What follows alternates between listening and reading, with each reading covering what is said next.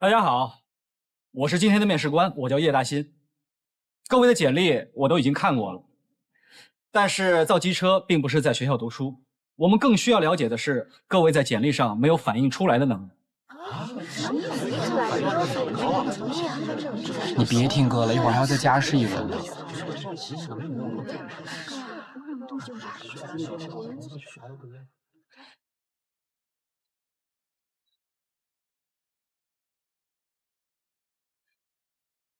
在这些螺丝里边有3个是不一样的，我们这次也只招3个人，所以从现在开始，率先找到不一样螺丝的3个人就会被我们录取。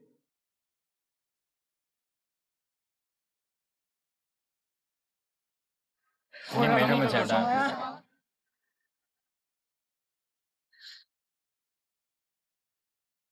阿燕，就这么一堆螺丝就能选到咱们部门，你怎么看吧？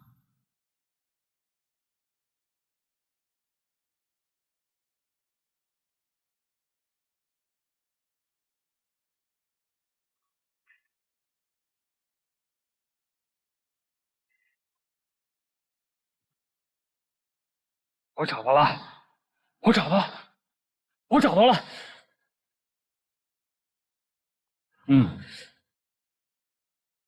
我是被录取了吗？恭喜你！耶，行啊，年轻人。来，刚才这个螺丝能让我看一眼吗？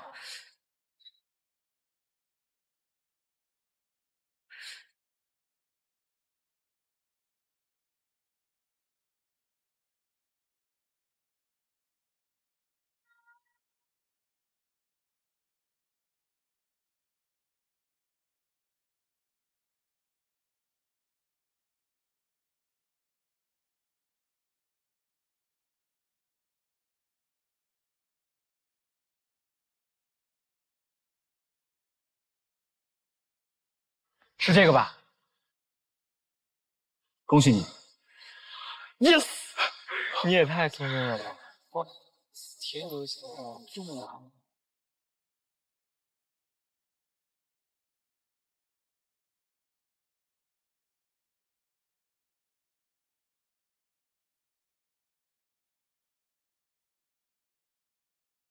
你怎么找到的？看一眼。看一眼就找到了。过来。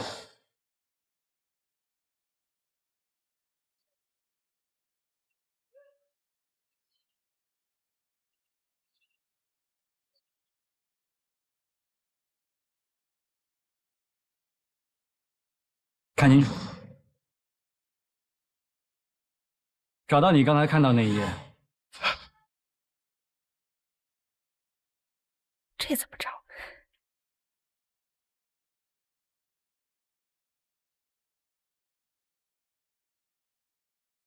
喏，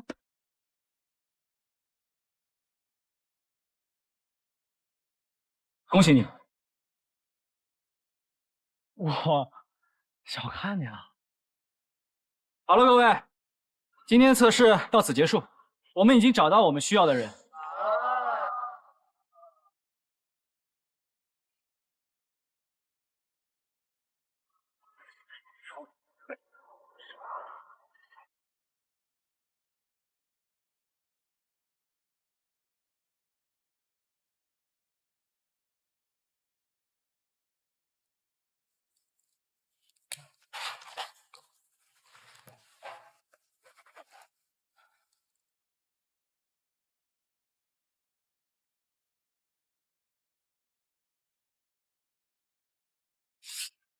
都签了，你还不签呀？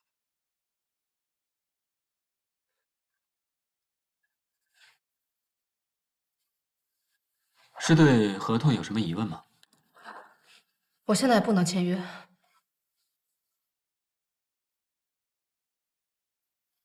来，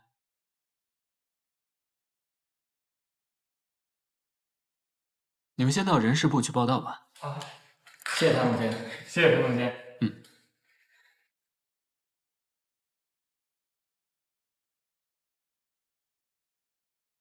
3000人来应聘，最后选择了你们3位。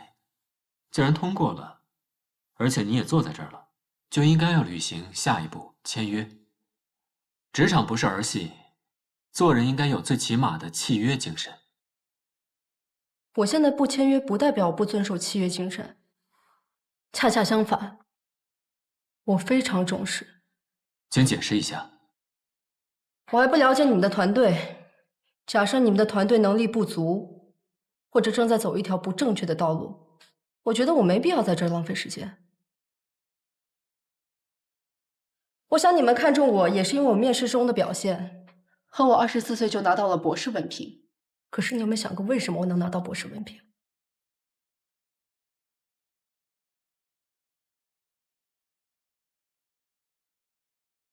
那是因为我不会在没有意义的事情上浪费我的时间。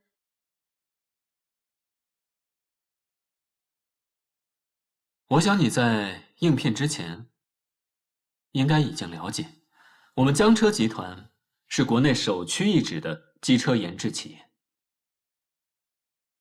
但我听说，国内有些企业是养老混日子的地方，机构冗余，人浮于事，关系复杂。我是想多观察一下而已。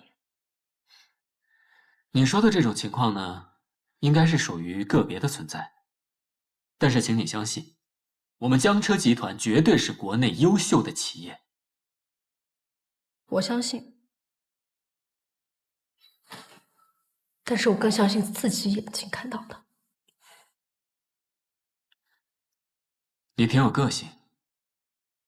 良禽择木而栖，双向选择。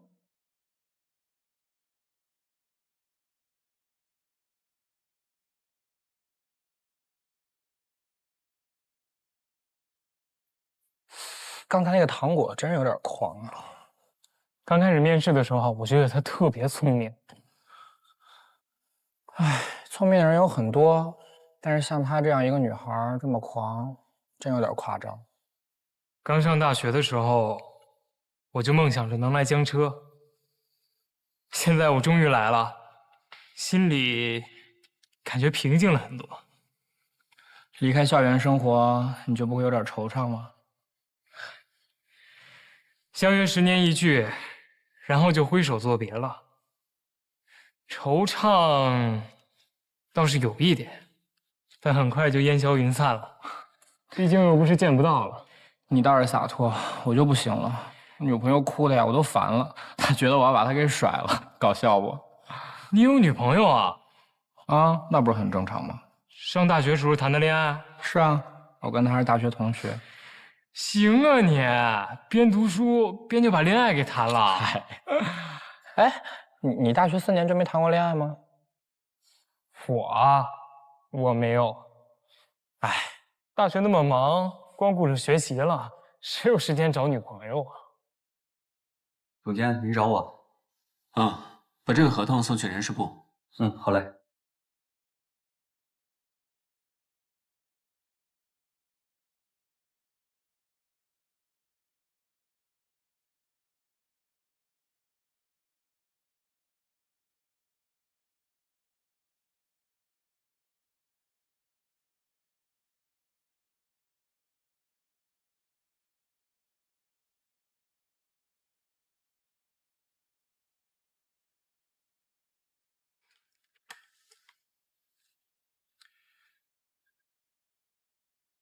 人事部是吧？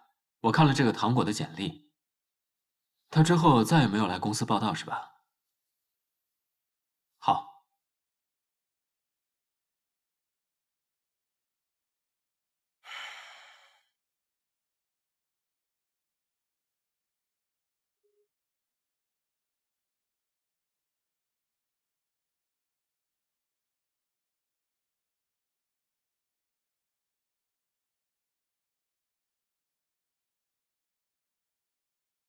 向上延伸，去保持呼吸的平稳均匀。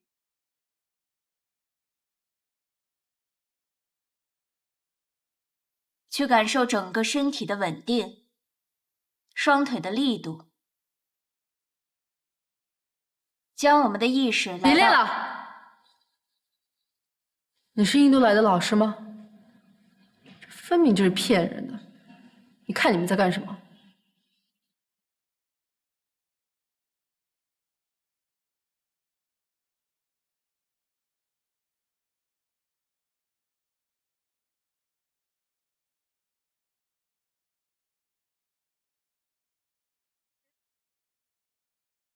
没想到一直说要节约一切时间来做有用事情的糖果博士，竟然还会去学瑜伽。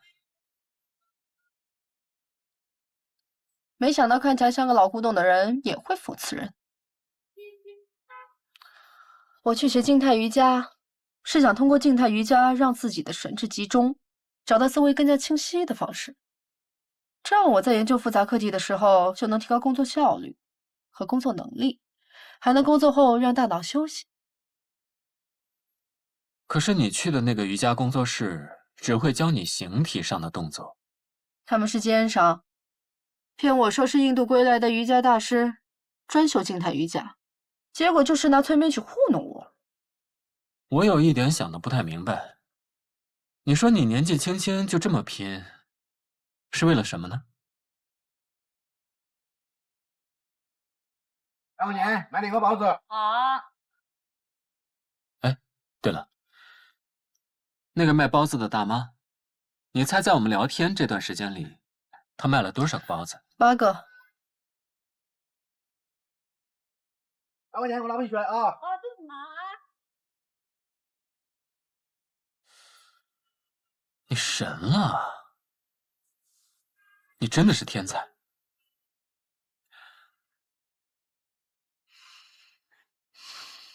没错，你的确有过人的智慧，但这是老天赋予你的财富。可你有没有想过，到目前为止，你有没有做出过一件让你获得强烈满足感的事情？你看，就像那位大妈，她每天都在重复做一样事情，来赚取养家糊口的钱。对她来说，可能都已经淡然无味，越来越机械化。反倒是她偶尔从顾客那里获得微笑或者赞美的时候，我相信她当时的满足感一定非常强烈。甚至从那一刻起，她对生活、对人生有了更强大的动力。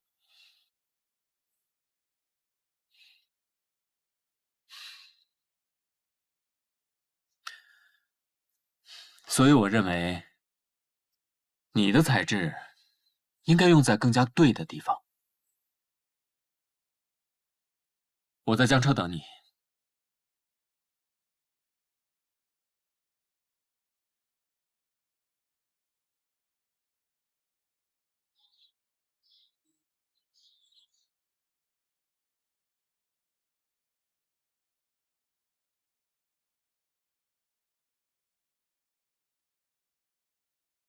来，各位停一下手头上的工作，我来给大家介绍一下。我叫糖果，新来的。是，新来的。那糖果，要不你就坐这儿吧。我要坐那。行，那大家继续工作吧。叶公，这位你见过了吧？叶公您好。欢迎你。那就麻烦叶公以后好好带带唐公。放心吧。我不需要别人带我。啊？没什么。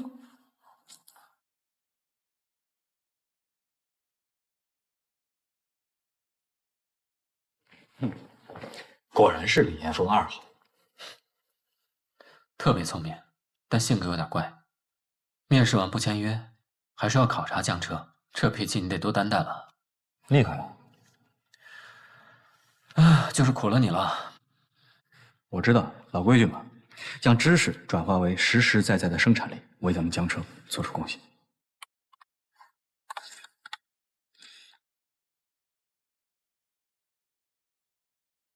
进。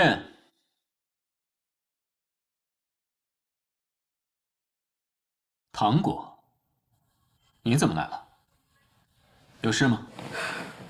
谭总监，我有个要求，要求？我要进入难度大的项目组。为什么？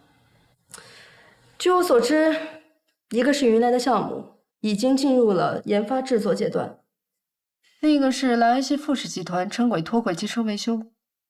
我看过他们的事故报告，还没有查出具体的原因。目前我们已经组织了应急事故小组，杨总、林工、李工这些技术人员都已经前往莱恩西处理事故。情况怎么样呢？目前还没有消息。云来这个项目，我们现在基本已经完成了研发设计，但是要把图纸变成实物，这是相对困难和复杂的问题。所以这两个项目之间并没有更困难或更复杂之说。既然这样，不如交给我，我可以兼顾两项。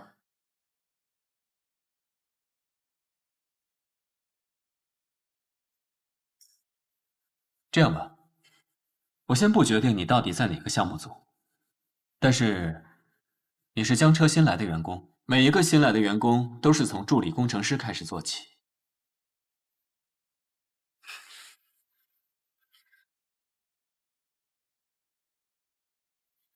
还有个要求，还有，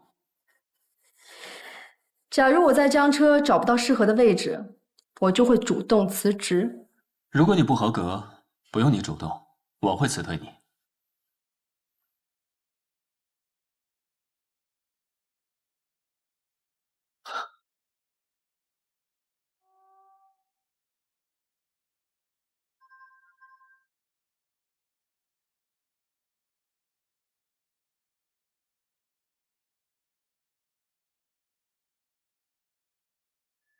这样就可以了。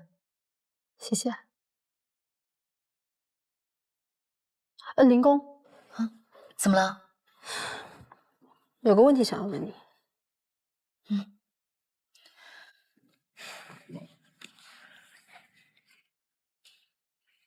你后悔进江车了吗？从来都没有。为什么这么问呀？就想知道。后悔了？现在说后悔可能太早了，但是这里跟我想象的都不一样。我怕在这里实现不了我的抱负。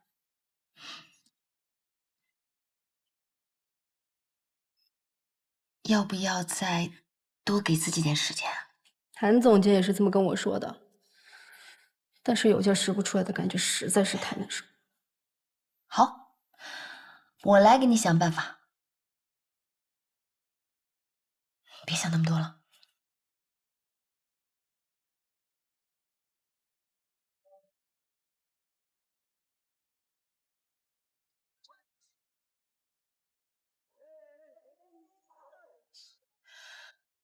我觉得让李岩峰同时跟2个组太累了，不现实。能不能让叶公放人啊？这是他的意思？不是，我怕他吃不消。这不是劝不劝叶公的问题。李岩峰本来就设计云来转向架，这没有他肯定不行。那要不我放人，让他专心研究转向架。李岩峰肯定也不可能同意。你是不是改了我的变流器模型？你还做了我的实验，你还把我的报告都给写了？是啊，那又怎么样？这些都不是他们给你安排的工作呀。他们的工作我1个小时就完成了。那你也不能把我们的工作都给抢着做了吧？就是，我们知道你聪明，但是你也没必要甩人家脸上嘛。哎，这简直就不像话！就你厉害。我倒有个想法。你说。那个新来的助理工程师唐果，他的技术挺不错的，我想让他跟李岩峰搭档，这样也可以帮到他。这小女孩一进到公司就要求去难度最大的组，现在李岩峰那边可不就难度最大吗？你觉得可以？你安排吧。好。幸好当初没答应跟着叶公，他的能力根本就不如你。我以前也不是很喜欢叶公，但是后来我对他改观很多。改观？改观什么呀？你烦的要命了。我给你讲个故事吧，愿不愿意听？什么故事啊？走。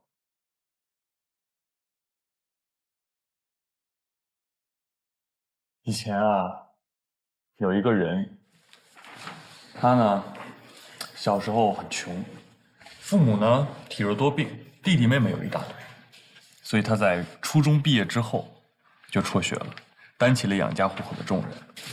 但是因为当时年纪小啊，很多企业呢就不愿意收留他，他就只能做一些零零散散的工作，收废品、摆地摊儿，养家糊口。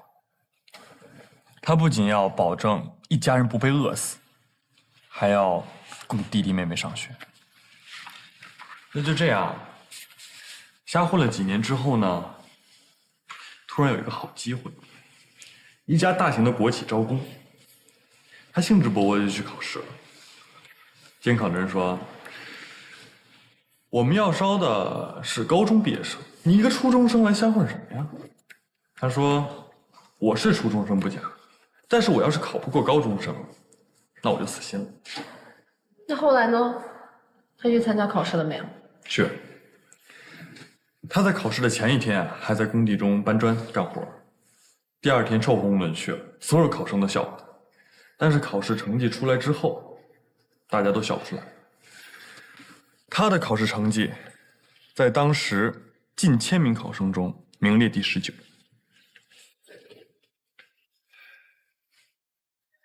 我知道他是谁了。对，他就是叶公。后来他进了厂，被分配到车间当学徒工，用工资养家，所以呢，他就报考了叶大。当时为了练习英语纯正的口语发音，他当时在嘴里含了一个小石子，含了整整1年多。另外在那几年，他还搞了100多项小发明、小创新。你呢，要想批评我就批评我，不需要跟我说这些。我批评你干嘛呀？我当时也不是很喜欢他，还差点跟他打起来了。但是我越了解他，对他剩下的就只有敬重。你想想，一个初中的毕业工人，仅凭着对机车的热爱，一步一步的成为了江车最优秀的工程师之一。难道这样的人还不值得敬重吗？值不值得敬重呢？只有我看到才算。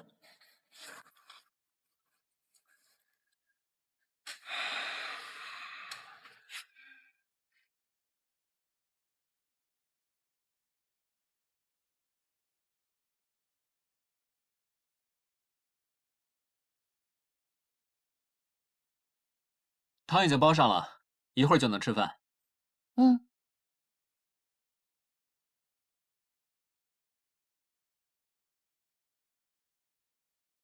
扬伊万诺维奇的《多瑙河之波》，我最喜欢的一首曲子。那也是我最喜欢的一部电影。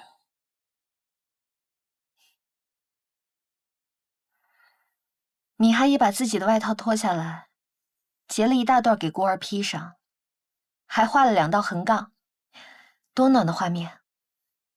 伊凡诺维奇所作的圆舞曲，旋律以小调色彩为主，优美舒展，却带有淡淡的忧伤。没想到你也喜欢这些。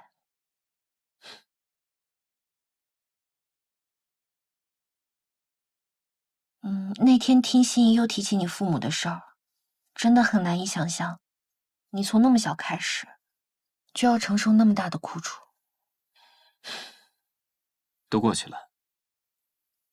但是那种伤害会一直持续到现在，它甚至带走了你眼里的光芒，嘴边的微笑，甚至是你的七情六欲，最后把你变成一个木头人。原来你是这么看我。我逗你呢。人是情感动物，其实越是看起来无欲无求的人，越是深深把情感埋在心里。我倒是听出了你这句话的另外一层意思啊。你是想说真一吧？李岩峰想跟林真一在一起，你就认林真一当妹妹。心怡和林爷爷想让你跟我在一起，所以你就留下来给我做晚饭。你不想让哥们儿伤心，不想让长辈失望，但是这些都是他们的感受，你的感受呢？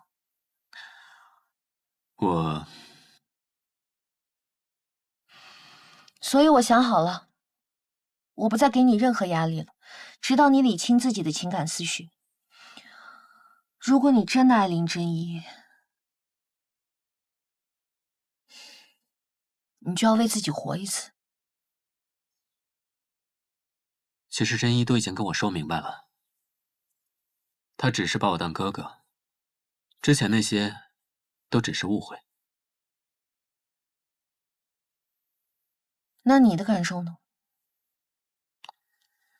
你怎么一副采访的架势？你别岔开话题，你还没回答我呢。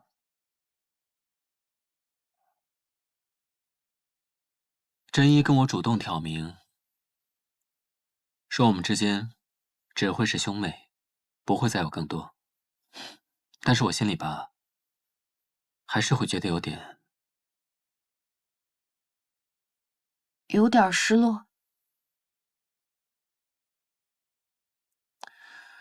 所以我真的不太弄得懂自己。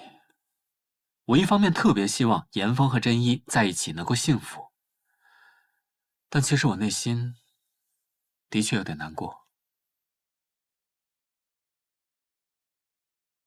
那我就放心了。什么？至少说明你还是有人类正常情感的。之前有人跟我说他是个不婚主义，我才不信。这一点我不能认同啊！不能认同你有正常人类情感啊？你真的是骂人不带脏字的呀！不愧是出镜记者。哼，多谢夸奖。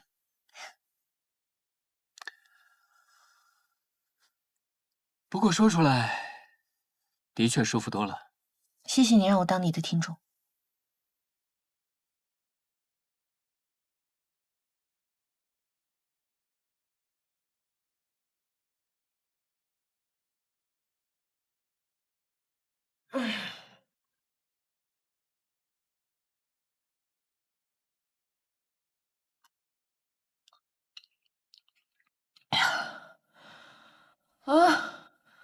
我不行了，我太饱了。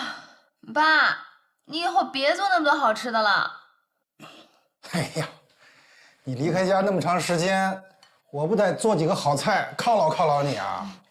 哎，兰溪城铁脱轨，这问题呢，就出在电机上。江车怎么就这么多灾多难呢？又帮不上什么忙，只能看着干着急。你帮得上啊？工作室的仿真技术啊！哎呦，你快别提了，这工作室啊一直亏损，现在连电费都快交不起了，FO也没什么信心了。我估计啊，这工作室早晚得关闭。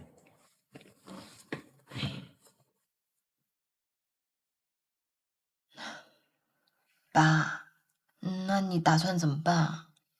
我也没想好啊，我这么大岁数了，工作肯定是难找了。哎，要不然我再弄个修车铺吧。弄什么修车铺啊？要我说，你就干脆退休得了。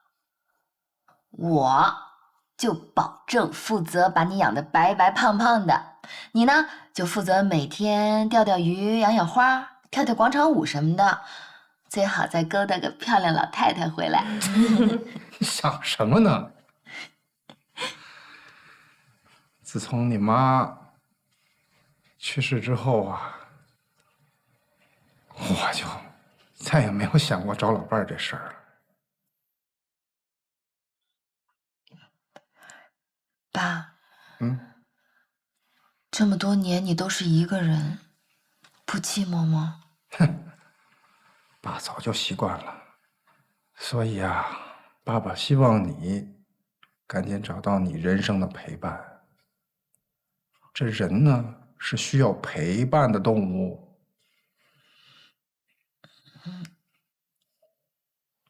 我知道了。嘿，看来我闺女有想法了。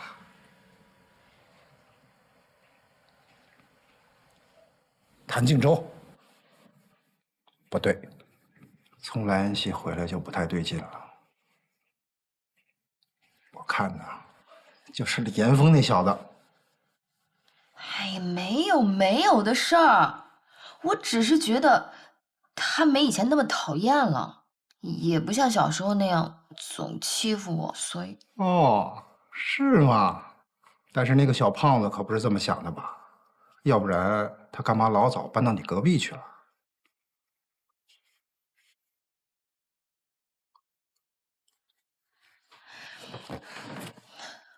我决定了，决定什么？我要搬回来住。啊，女儿，爸爸就是逗逗你，你别那么冲动啊！你搬回来住，那上班多远呢？再说那个小胖子住你隔壁，爸爸放心啊。我搬回来又不是因为别的，我只是觉得我应该回来陪陪你了。好，就这么愉快的决定了，我去洗碗。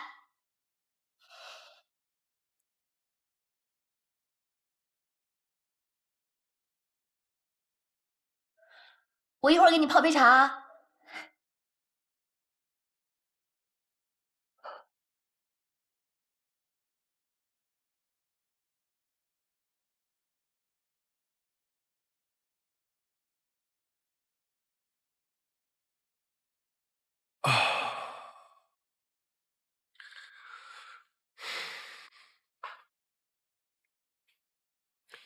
你借这个酒消什么愁呢？谁说我消愁了？就这一杯我都喝一晚上了。行吧，那你自己慢慢喝啊。我厂里还一堆事儿，我得回去了。走了啊。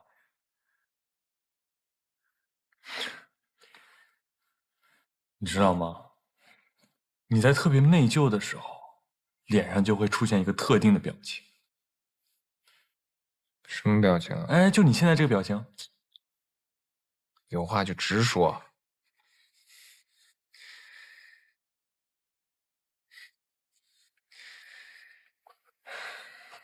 我觉得吧，人不应该为自己不认同的标准而活，但完全为自己而活的人是非常可悲的。所以，有些事情该认错，他就得认错。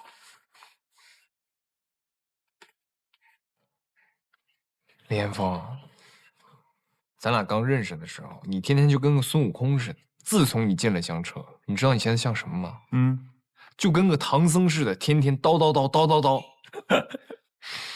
行，你爱说我像什么像什么。我当初一心进江车啊，可能真的是为了证明我自己。但是我在江车工作的这段时间，我慢慢发现，我是被一种更大的使命感所召唤。我觉得人啊，真的在生命中的某一刻，会感受到这种使命感。所以，你现在不能逃避。我逃避什么了？我那是为了清空内存，给我真正的使命留出空间。哎，行，随便你怎么说。我今天来就想告诉你，你们集团代表杜婉仪明天来江车协助调查。你要是没事儿，就过来看看。说了不去肯定。不是，你等会儿，你刚说明天来的我们公司代表叫什么名字？杜婉仪啊，说是你们公司的高层。这杜婉仪，就是4月天啊？不会吧？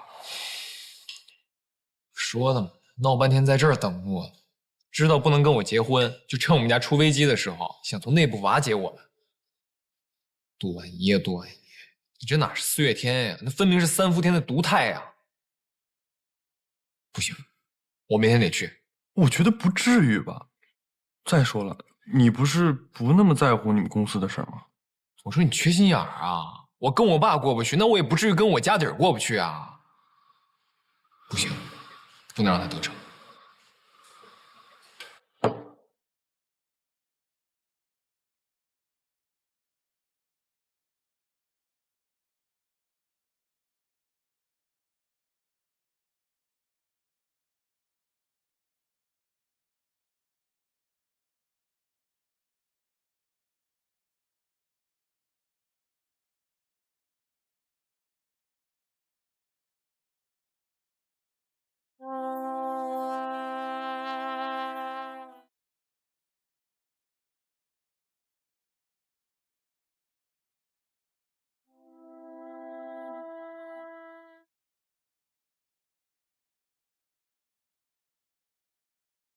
杨总您好。你好。我是富士集团的代理执行副总裁杜婉仪，受老傅先生委托，来和贵集团就莱恩西机车事故进行洽谈。你好，杜女士，我是江车集团的总经理杨志刚，这位是我们莱恩西危机公关的负责人谭静洲。那好，里面请。好，请。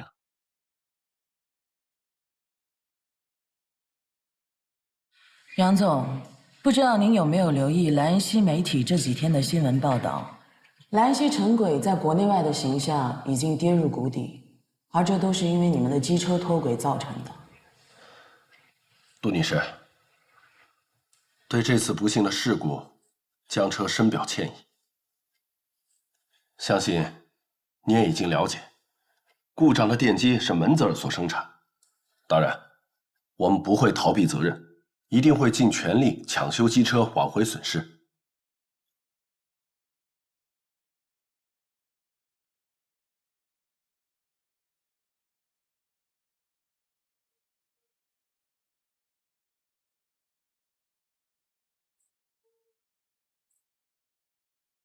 首先，我代表富士集团感谢江车集团的诚意。不过，这次我来到中国就是为了商讨赔偿事宜的。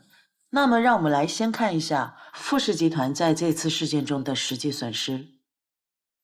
这是代表集团股票价格的曲线，诸位可见，自从发生了机车脱轨事件后，股票的价格就一路下行。第二个下行拐点就是老傅遭到董事会排挤的消息被放出。第三个是去年江车集团在莱恩西试车失败的情况被媒体再次翻出。我相信，等到江车集团完成机车检修的工作，并出具安全证明之后，富士集团的股价会立即上扬，这是可以挽回的。但是，我们要等到什么时候呢？自从出事以后，富士集团已经失去了2个大项目，不算未来收益，光是集团为了这2个项目长达半年的筹备，我们就已经损失了4000万不止。当然，我不是来和江车集团讨要这些损失的，不过作为赔偿，我方希望江车集团能够拿出此次脱轨事件造成的城铁停运损失费，并且保证在未来的20年内，如果江车机车再次出现此类故障，四月天，你闹够了没有啊？对不起，谭总监，这位先生说他是富士集团的继承人，非要进会议室，我们没拦住。他确实是富士集团的，没事，你先出去吧。好的。谈判是吧？我才是富士集团的唯一继承人，要谈也该跟我谈，而不是跟一个跟我们家什么关系都没有的人谈。不好意思啊，富尔先生，富士集团并没有通知我们你会出席今天这个会议。我现在通知你了，可以吗？傅先生，老傅先生委派我全权负责和江车的对话，这个会议由我代表富士集团发言。如果你有什么不满意，可以跟您父亲沟通。别跟我说这个，我不吃这套。我跟他没什么好沟通的，真有意思啊！我原本以为上次告别你是真想通了，闹半天在这儿等着我呢。你不就想趁我们家困难的时候逼我娶你吗？我告诉你，不可能！拿这么严肃的谈判来成全你的感情，做梦！放，你干什么呀？什么我干什么？我在讨回公道，我干什么？赶紧跟我走，别影响双方谈判！别拉我！松开！杨总，特别抱歉，如您所见，我们在内部分工上发生了一些分歧，请给我们一些时间，待我们处理完内部问题，再继续开会。好，可以。那杨总，我先告辞了。啊，我送你。哎，别走啊！哎，你别走，别拉我！别走，别丢人了！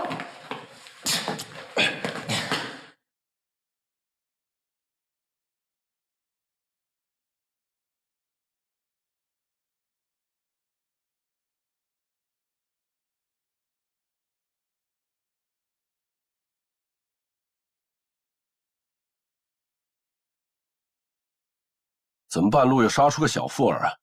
他那杜女士怎么回事？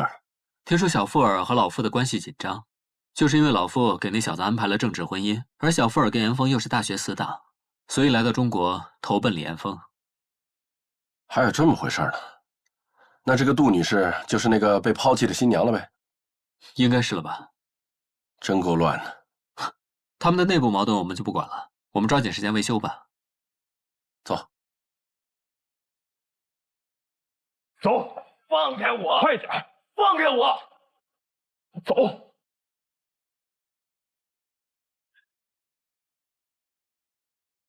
你刚刚干嘛拦着我？你知不知道4月天就是狮子大开口，摆出那么苛刻的赔偿条件，这分明就是想破坏两家企业未来一切合作的可能。你懂什么呀？在谈判中，双方都会把自己的需求夸大。你没听他说是未来20年吗？他这是有心想要继续跟江浙合作，他只要想要合作，他就会继续跟江浙谈赔偿，但具体赔多少那是谈出来的。那还不是他这么干的，一上来就哭穷，弄得好像我们家马上就要破产了一样。他不就是想夸大我们家的困难，然后趁机给我逼婚吗？我跟你实话实说吧，以富士集团现在的形势，如果再失去几个项目，就可以跟法院提交破产保护了。你要是不相信，你就回家看看，回兰溪看看，回去看看你爹，别在这瞎捣乱。不是所有的事儿都是你们男男女女情情爱爱，那不一样。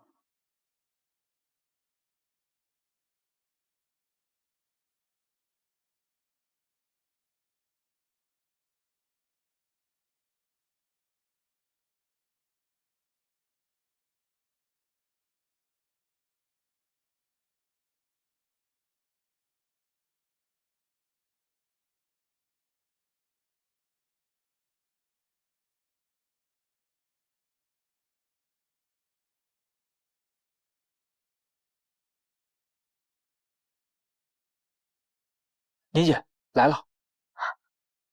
你好，杜女士，我是江州电视台记者，我叫年年，我想就这次莱恩西机车事故给您做个采访，可以吗？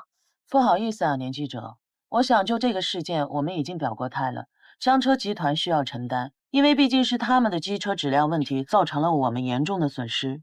根据我的了解，这次出事的富士集团事故原因是因为门泽尔的电机有问题，是吗？没错，是门泽尔电机。但是我们是跟江车集团购买的整车，所以我们只针对江车集团追责。虽然我们也不否认江车集团在这次事故中应急处理已经做得很好了，但是毕竟坏的机车就在那儿。我们富士集团在这次事故中损失惨重，也希望媒体朋友体谅我们集团对江车集团给我们提供的安全保证的急切心情，谢谢。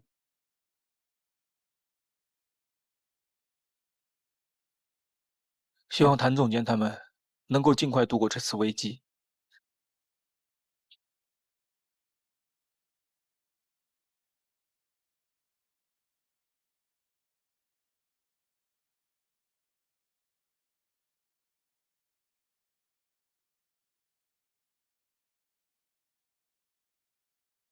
嘿，你怎么这么晚了还不回去啊？王叔，您怎么还不回去睡觉啊？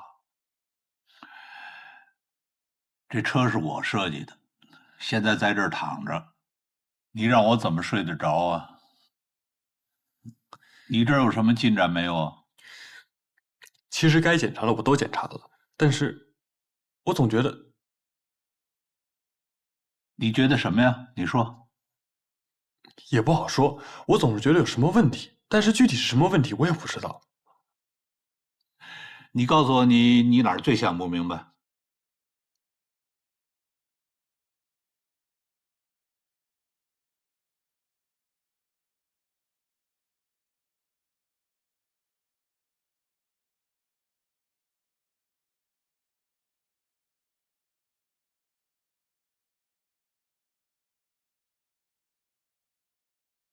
王叔，我觉得除了电机，这2处似乎也有问题，需要明天再检查一下。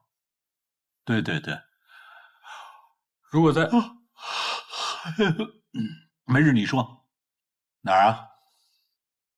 王叔，你看现在都几点了？这么晚了？是吧？这么晚了，你赶紧回去休息。我呢，刚才已经理解了您刚才的思路，我自己改就行啊。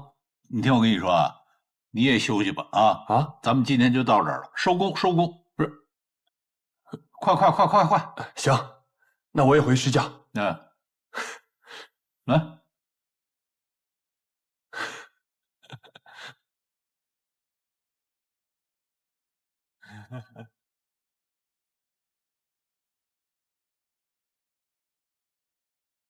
Appraise this file from Force Company。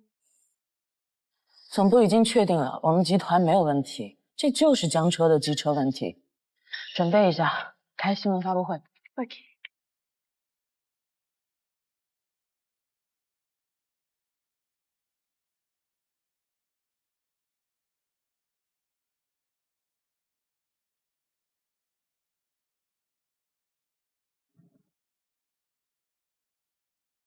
不。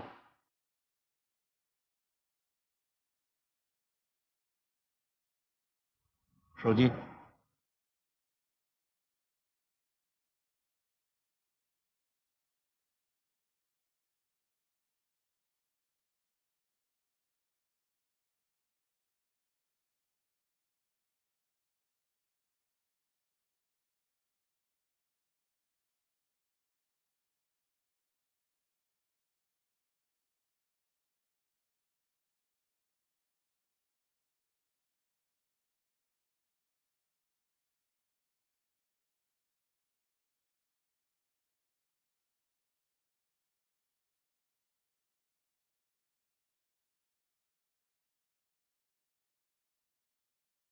我们已经排除了铁轨、障碍物，包括司机操作失误等方面的原因，基本可以确定，此次莱恩锡事故完全是江车集团的责任。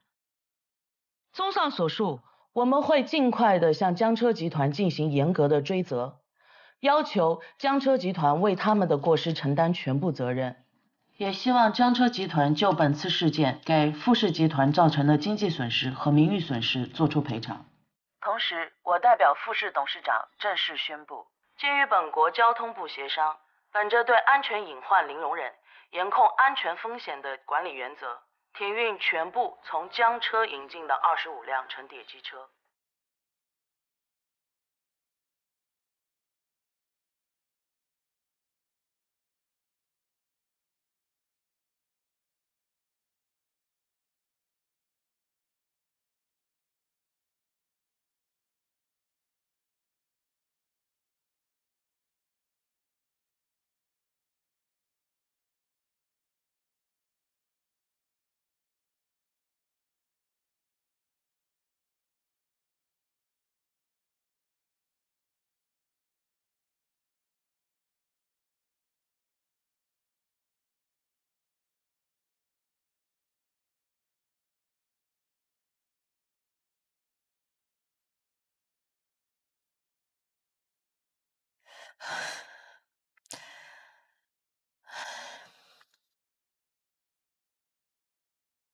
志毅，怎么了？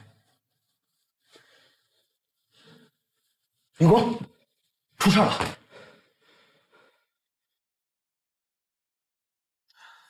对，小谭来了。董事长，现在情况是这样：莱恩锡第一个发出停运令后，引发了连锁反应，亚洲、欧洲多个国家，很多购买过我们机车的城铁公司都纷纷跟进，叫停了我们江车生产的机车在本国运营。在全球，我们大概有85辆车被停运，下个月还会有更多。这意味着我们这么多年努力打造出来的品牌形象，即将毁于一旦。如果不能尽快完成维修，造成的影响会更严重。莱恩锡的事故现在影响的不仅是已售的城轨，而且已经波及到了在售和预售的所有订单。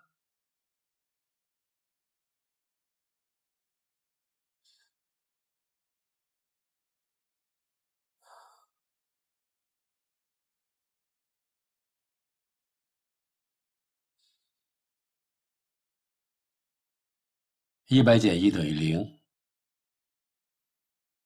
最初是以监狱的一项职责纪律，说的是不管你以前干的怎么好，在你管理的众多犯人中，只要有一个逃跑，那就是永远的失职。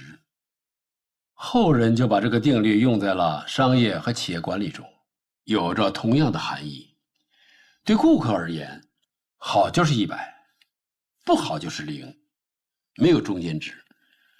而且我们卖的不是手机，坏了再换一部。我们做的是城铁、高铁，承载着成千上万人命的轨道交通工具。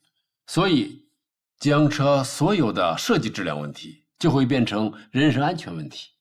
只要一个人在我们设计的车辆里受伤，江车的荣誉就归0。所以我们要认真对待安全问题。我们对安全隐患必须是0容忍。如果一个企业持之以恒地做到了，肯定能成功。很遗憾，我们没有守住这道防线。王总工，这次的故障车检查到什么地步了？除了门泽尔的电机，这次事故中到底有没有我们江车技术问题？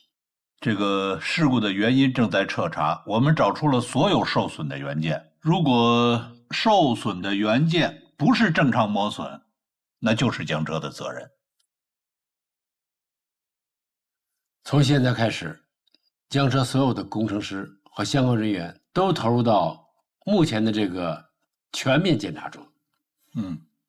要检查江车的设计、生产体系中所有的漏洞，要一查到底，明确问题，落实到人。好。林正一，林正一，你等等，等等，你干嘛去啊？哎呀，你不用问了。哎，我知道你已经知道问题所在了，但你现在不能去上报。如果就算要上报，也要让他自己把报告做出来再说。你不是负责人，如果你去上报，他会很被动的。我当然知道了，自从我进入江车以来，一直都是他在照顾我。我太了解他了。如果说这件事情我查出了问题，但我却瞒下来不告诉他，也不上报，他肯定会对我很失望的。但是也不该你来说呀，以他的责任心，出了事情是不可能推卸责任的。而且，我觉得他已经知道问题所在了。他知道了。是啊，我刚发现这项目是他负责的。林正一，林正一，你等等，等等，你干嘛去啊？哎呀，你不用问了。哎，我知道你已经知道问题所在了，但你现在不能去上报。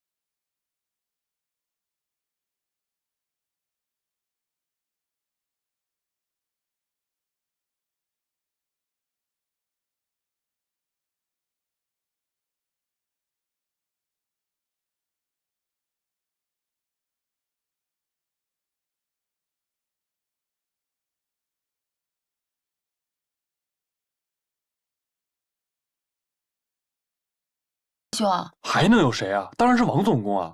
他用的是 QZ0811号设计方案，在转向架中是非常超前的，但是实际运营上会有问题。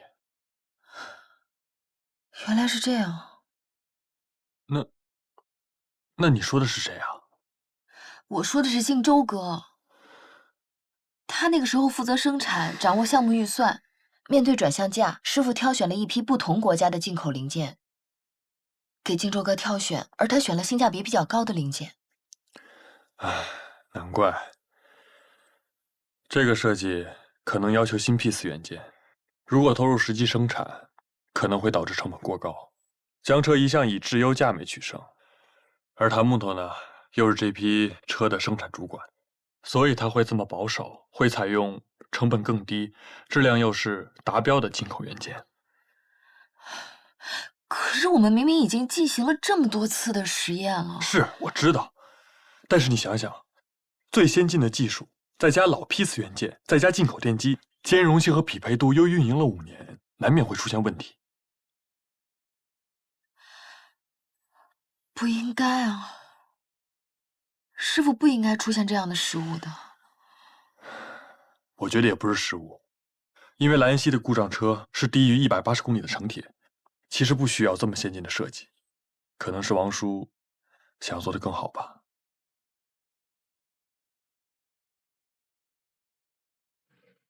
哎，你看林真一了没有？没有哎。和脖子上的标准。小华，哎，师傅，看见林真一了吗？没有啊。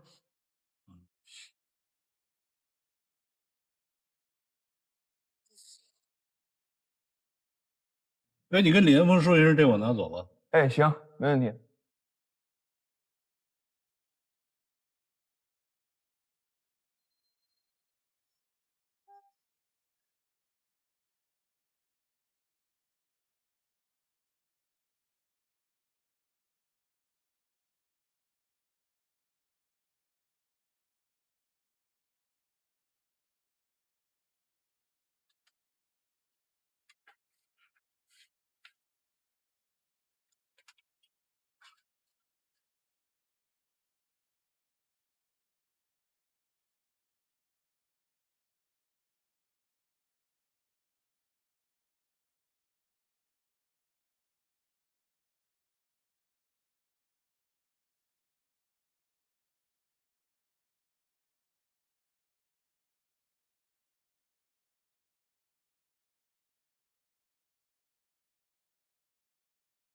建业啊，江车的这次事件的影响非常大呀。你作为江车集团的董事长、党委书记，该负什么样的责任，你心里有数吧？哎，尹组长，我承担全部责任，责无旁贷。你应该知道，承担责任不是一句话那么简单的。在经营投资中，国有资产损失和其他严重不良后果的责任人，要依法依规，严肃问责。哎，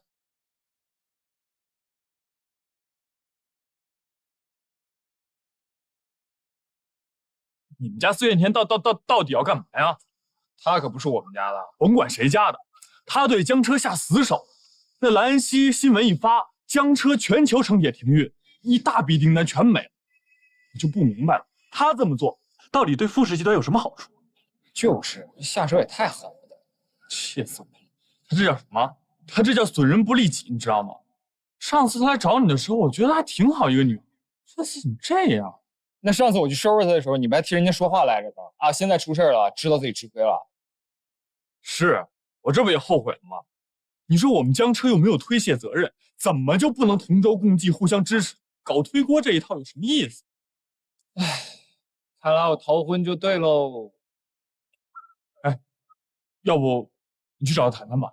我跟他没什么好谈的，我跟他就不可能。不是让你去谈情，谈正事儿啊！我跟他谈什么正事儿啊？这几天我也想明白了，既然我爸让他代表富士集团，那我也没什么好抢。反正这几天他也没来招惹我，我干嘛去找他？不行啊，这事只有你出面才行了。再说了，要不是你去江车这么一闹，我觉得4月天也不至于下这么大的手。不是你的意思，这事还赖我头上了？我也不是那个意思，你就帮帮我吧，举手之劳啊！你去跟4月天说说，让他高抬贵手，帮江车减轻点压力，这样江车就不用四处灭火了，可以集中精力解决莱恩锡的问题。归根结底，这也是对你们集团好，对吗？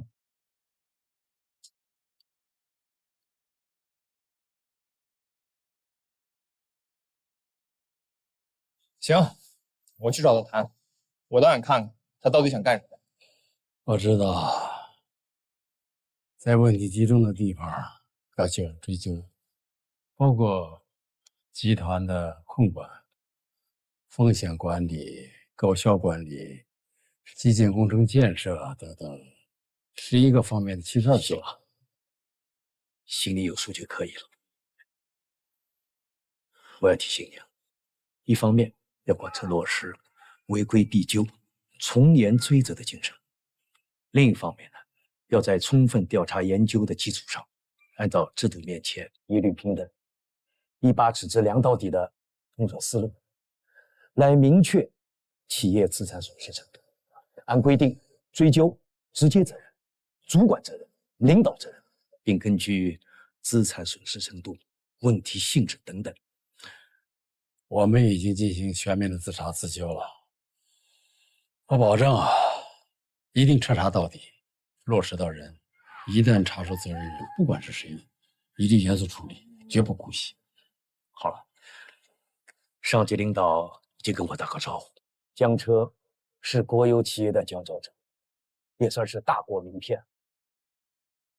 有问题要严肃处理，有困难也会全力支持。请转告领导，我们江车党委班子一定竭尽全力解决眼前的危局，最大程度的挽回损失和不良影响。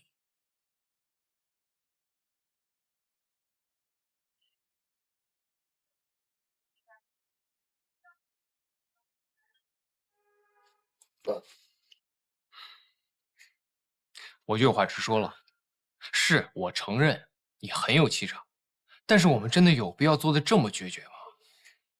集团本来就要破产了，这个时候停运整整25辆成铁机车，这不是一个小数目，这里面的损失我们承担得起吗？而且事故原因还没有最终确认，我们就全面停运他们的车，你让外界怎么想江车呀？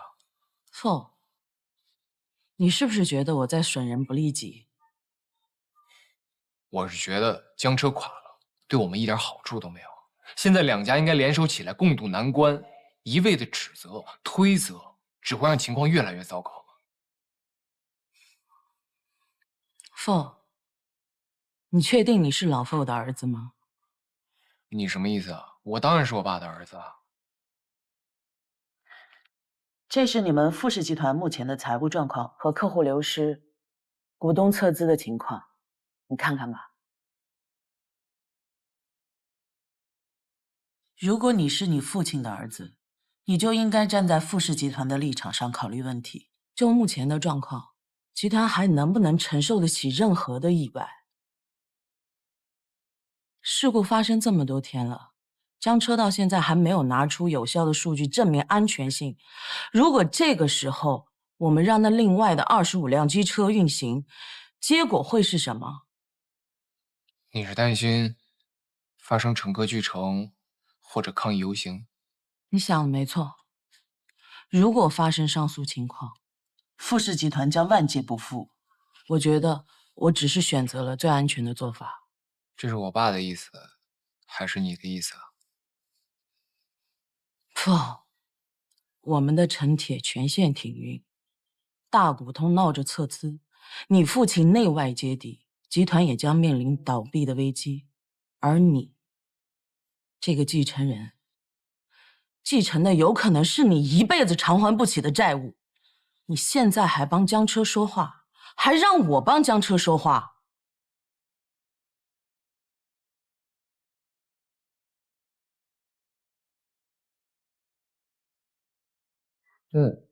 李岩峰是我兄弟。好，一边是你兄弟，一边是富士集团千百名员工，还有你父亲，还有莱恩熙那么多的乘客，你选吧。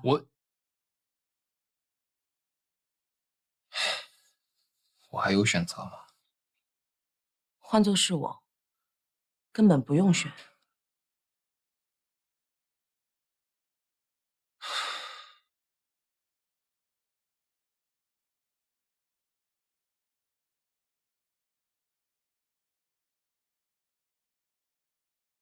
我回来了。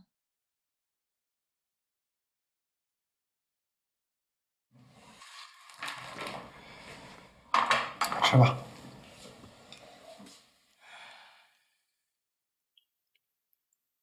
这猪肉馅的水饺鲜嫩吗？肉挺好吃的。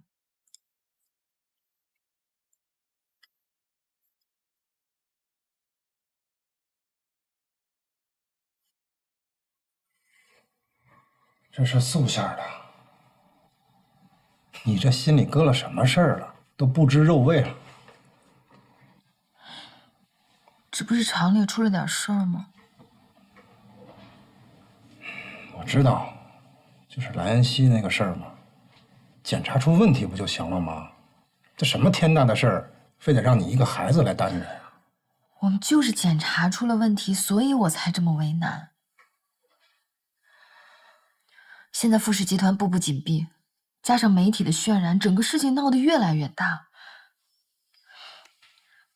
恐怕不是检查出问题、修好车这么简单了。不管是哪里出了问题，你们都要好好承担。你们还年轻，以后的路还长着呢，经历一些挫折，有利于成长。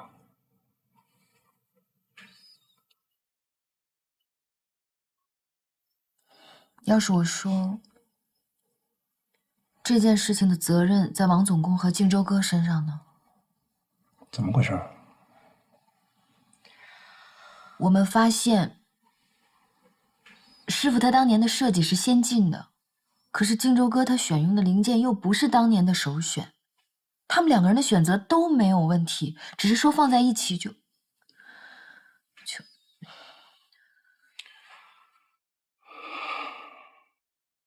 老王马上就要退休了，这要是背个处分，靖州的父母又是那样，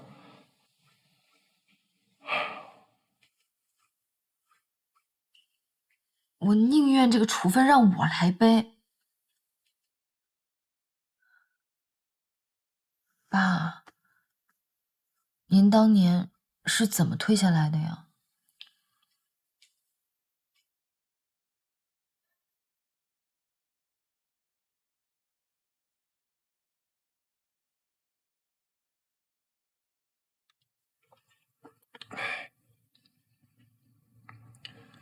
当年靖州的父母也是着急研发，太着急了。不提了，不提了。我是当时项目的负责人，我是要承担责任的。老王那个时候把辞职信写好了，被我发现了，我就把他辞职信给撕了。我按住他，不让他走，因为不管有多少个部门需要负责，而我作为动力系统的研发负责人，在车头制动失败这样的事故里，我是一定要负责任的。所以说，这件事也不是你一个人的错，也不是谁的错的问题。我没有拦住靖州的父母他们两口子冒进，我自然有错。那个时候，中国的轨道交通技术才到哪里呀？如果因为一次事故就走一大片人，对于整个企业甚至整个产业来说，都是巨大的损失。现在的江车集团也不能失去王总工跟靖州哥。以老李的格局，已经发生的事故，他不会揪着不放。如果他大张旗鼓的问责，一定是有他的深意的。您的意思是说，江车现在势头已经起来了，正是需要用人的时候，而人才有的时候也需要用困难来磨练。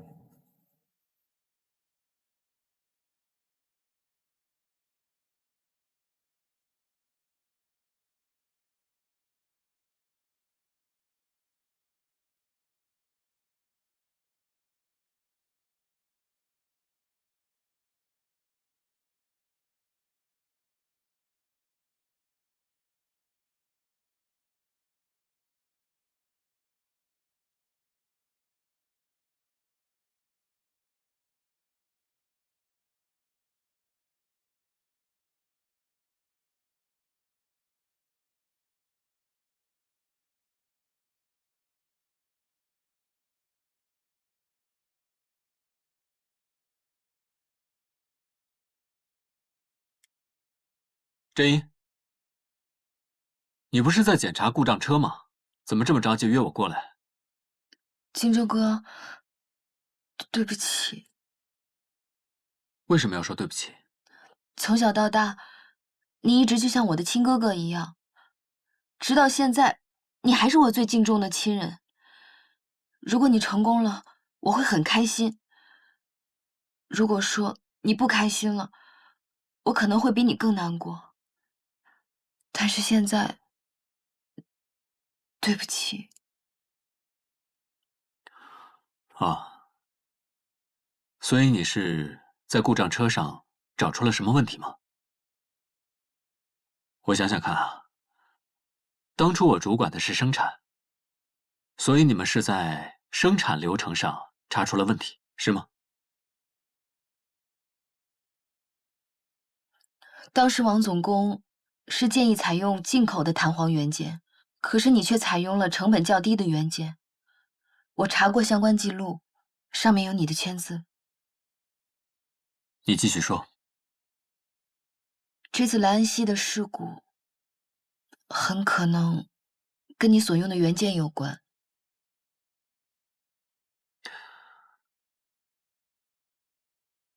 所以你是已经找出了问题，只是你事先来跟我说一声。这件事情目前只有我跟李岩峰知道，是李岩峰看出了师傅采用了最先进的方案，推测出可能是零件跟不上。荆州哥，如果这件事情被董事长知道的话，你跟师傅都会受到处分的。我不想要这样，可是如果我不说的话，我心里真的过意不去。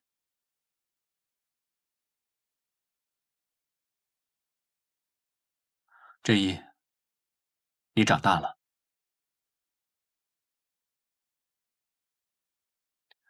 当一个人要在责任和情感之间做出两难选择时，最终能以大局为重，那这就是一个人成长的表现。莱恩锡事故自查，我们不仅仅是为了这一个事故，我们更是为了江车的未来。所以，这次事故调查结果，你一定要如实的上报。那如果我这样报上去的话，会影响你在江车的前程吗？没有一个人能够做到永远不犯错误的。如果说我连这点错误都不能正视，那我还有什么资格留在江车呢？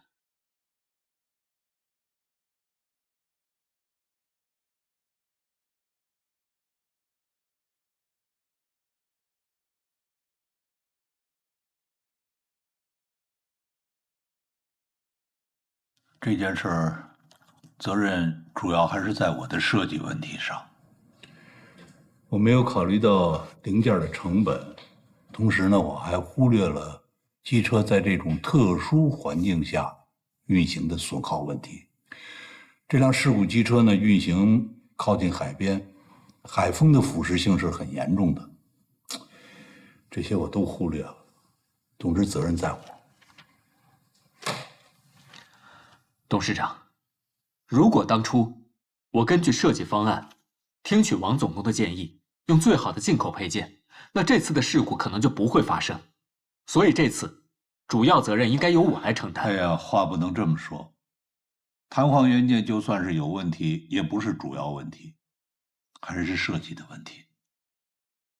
董事长，这40年来，我们江车所有的重大研发成果背后都有王总工的身影，不能因为这次事故的小小过错，就让王总工40年来的功劳蒙上阴影，这会让所有江车老人感到寒心的。你听我跟你说啊，你来到江车以后，我们一直是把你当作重点来培养，是吧？你看江车所有的业务板块，你都轮过岗。我们在你身上花了太多的心血了，咱们不能因为这点小事儿让荆州夭折了。行了，一个零件儿，差点把江车几代人的努力给毁了。该谁背负的责任，谁就得承担。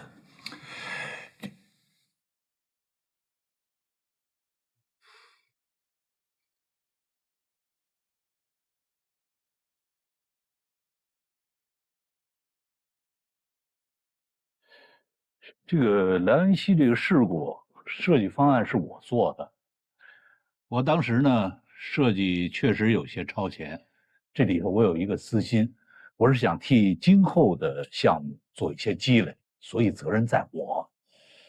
你这么说，起码有一半是在护着谭靖州。这孩子啊还年轻，以后的路还很长。他的父母跟咱们都是老同事、老朋友了，而且为了轨道交通事业献出了自己的生命。哎，老李，你别说我，你心里是不是对他也有一种回乎之情？有没有？在动物中啊，有一种奇怪的现象，狮群中的雄狮会把小狮子故意推进峡谷，它是让它自己求生。小狮子跌倒之后，有一次一次的爬起来，可以说是不屈不挠，绝处逢生。但是我问你啊，这小狮子假如摔伤了、摔死了，爬不起来怎么办？你这个比喻说狮子行，说人不行。这次事故，他也确实有责任，能承担自己的错误，才能继续往前走。我懂你的意思，但是我心里头还是不能接受。我是项目的负责人，不管对错都应该我来承担，咱不能破了这个规矩。林安全就是背着处分离开江车的。我会考虑的。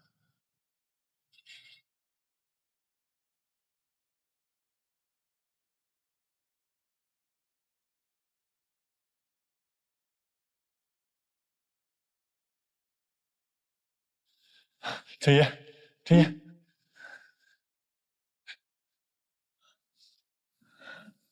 怎么了？啊，我这两天发现你们家灯是黑着的，你去哪儿了？我搬回家住了，这几天太忙就没跟你说。那你搬走了都不跟我说一声？是我爸，你说最近发生这么多事情，先是修车铺没了，他跟凤那个工作室又那样，我就是想着回去多陪陪他，让他别多想。原来是这样，我还以为我做错什么让你不高兴了呢。哎，你要不也搬回家住吧？心怡肯定也特别想你。到时候再说吧，这几天这么忙，我哪有心思啊？也不知道死木头怎么样了，听说他被董事长叫去顿痛批。哎，陈爷，你没把咱俩知道的事儿告诉王叔吧？没有，我刚跟荆州哥聊完，就听说师傅他自己发现了问题，已经上报给董事长了。我真的挺担心他的。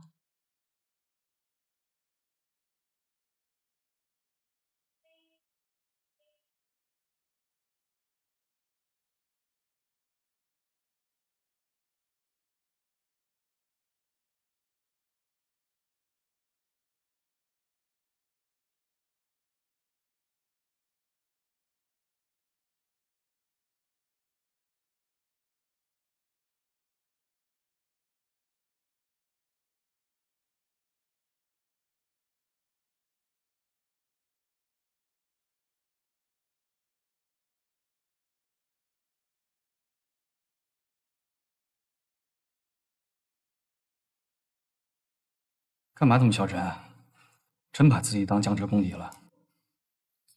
你们都知道了？厨房不是都知道了吗？谭总监，不用跟那些人计较，那些人势利眼。江车这段时间这么被动，每个人都被我弄得提心吊胆的，每天加班加点受罪，对我有怨言也很应该。别太自责了，只是个巧合的事故而已。再说了，当初你的选择又没错。叶总，不会因为这个事儿处分谭总监吧？那犯了错就该承担责任。放心吧，你们真不用担心我。要你这么说，这段时间问题都出在我们电机上，是不是我更应该受处罚呀？这是两件事。怎么能相提并论呢？你们研发速度已经很快了，这么短的时间就能够拉近我们跟国际电机标准之间的距离，已经很厉害了。不提这个了。啊，对了，待会儿吃完饭我给你看看东西。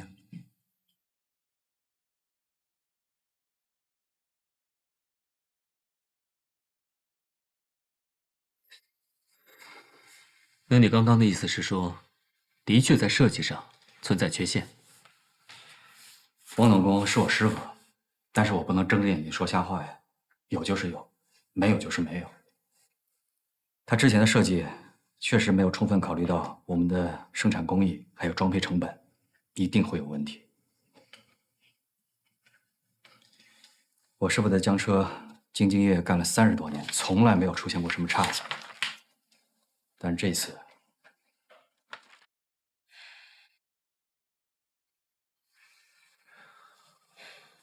不管怎么样，这件事情我也有重大责任，不能让王总工一个人承担。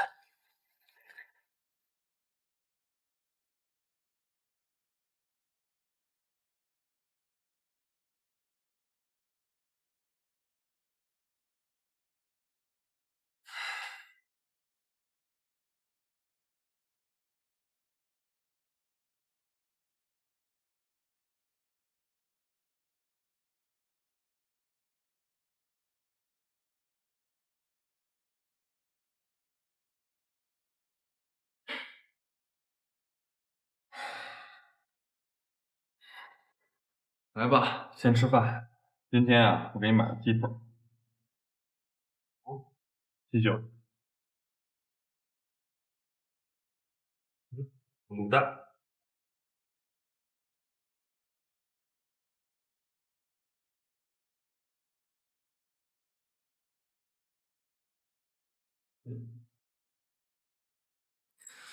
别忙活了，坐。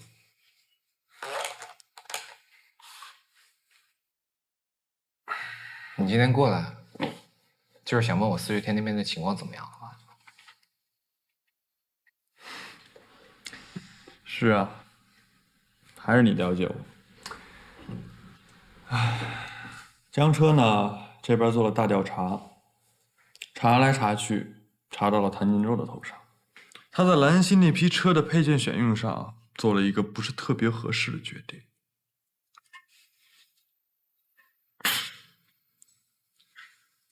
用了不合格的配件？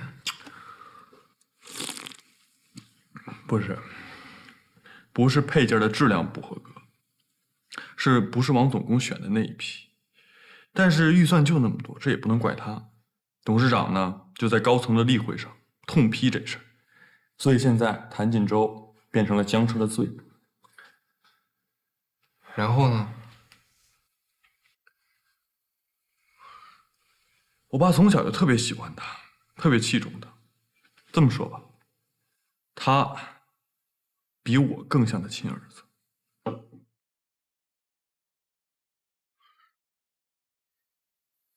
但是我爸这么做，我估计啊，就是富士集团那个新闻，就是4月天说所有的责任都在江车的那一条，引发了全球连锁反应，压力太大了，必须有人背这个锅，所以就把谭锦洲推出来，让所有人都看到他受罚。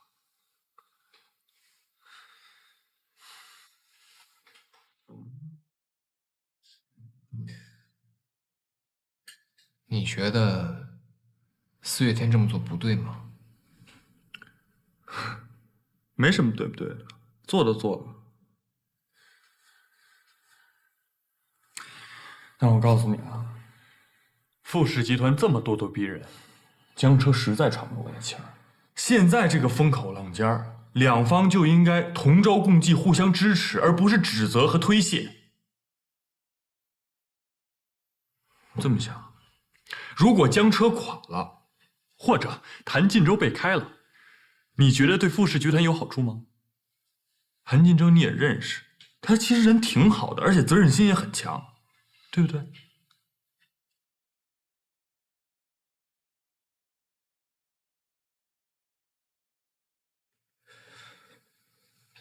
说白了，你就是来替他求情的。如果，我是说如果，让4月天能像上次那样再发一个视频采访，就说江车正在认真接受调查，态度良好，双方正在紧密配合，一定能尽快解决问题，这样就能化解、转移我们内部矛盾了。我现在就是闲人一个，4月天凭什么听我的呀？人家现在才是富氏集团的代表。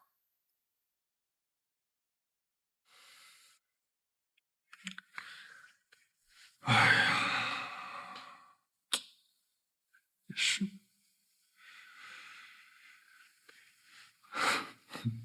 要不这样，你呀，把孙天娶了得了。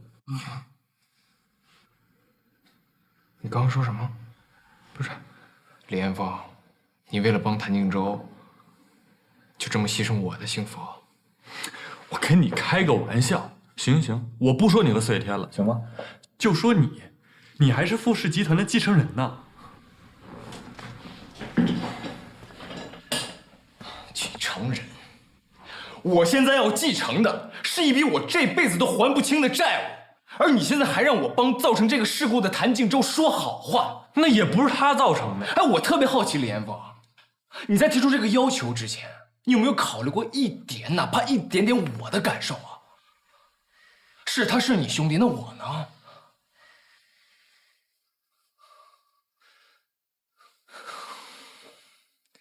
对，你说的对，我是富氏集团的继承人。可现在我在替江车说好话，人家外面说我吃里扒外。咱们今天就直说了吧，从今天起，论私交，你跟我永远都是兄弟。但提到公事，对不起，我必须站在我们家集团的立场上。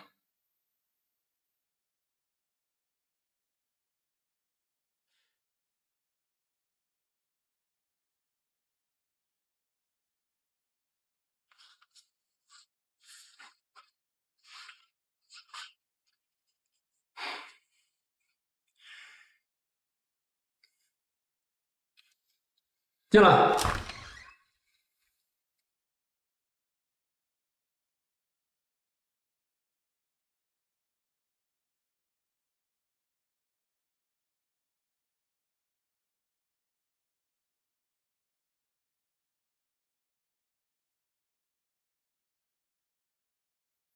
念念，辞职报告：因本人在莱恩锡城铁项目中的工作失误，导致该项目发生事故，给江车集团带来重大的损失。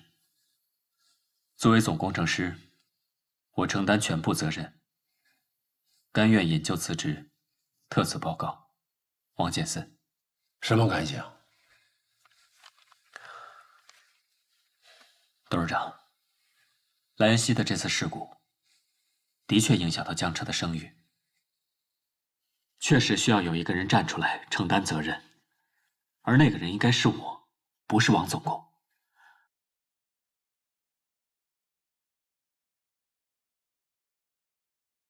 如果不是因为我保守，采用了低配的元件，那这次事故就很有可能不会发生，所以应该由我来承担全部的责任。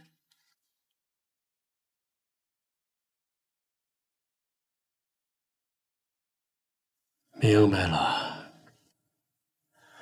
你承担全部责任，保老王光荣退休。干啥？你来承担责任，保谭静洲前程，是这个意思吧？合着你们是有情有义啊，就我无情无义。董事长，我不是这个意思。一个是和我并肩战斗多年的战友，是吧？一个是我培养多年器重的侄子，是吧？在这里不谋而合，巧了。是这个意思吧？好啊，你们要走，走吧。好，走吧，走吧。你们不要辞职吗？我批了。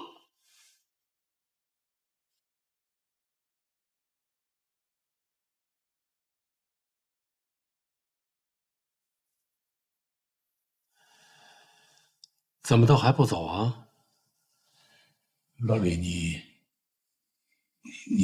你有什么想法你就说，你别这样。这可是你让我说的，我可说了啊。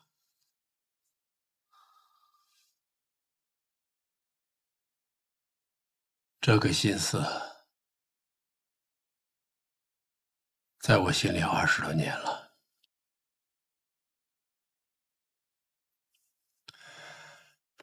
老王，我们是一起走过来的战友，对吧？难道你从来就没有想过，让江车站在世界舞台上？我怎么没想过？江车跟着人家屁股后头跑了30年了。对呀，我们追也追了，这好不容易，现在我们的国家今非昔比，正是好的时代，也是我们领跑的时代。你在这个时候就这么轻易的撂挑子不干了，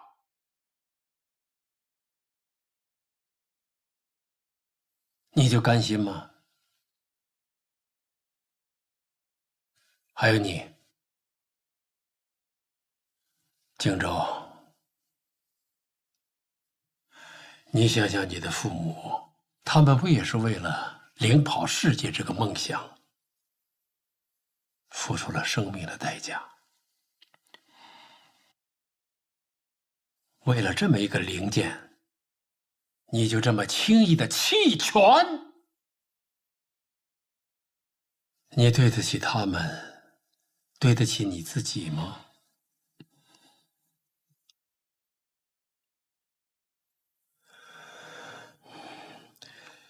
真好啊！你保他退休，他保你前程，你们是高风亮节，是吧？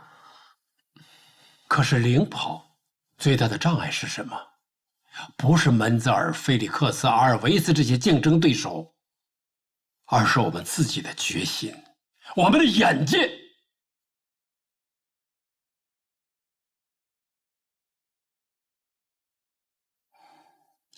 不迈过这道坎儿，领跑、陪跑都做不到，信吗？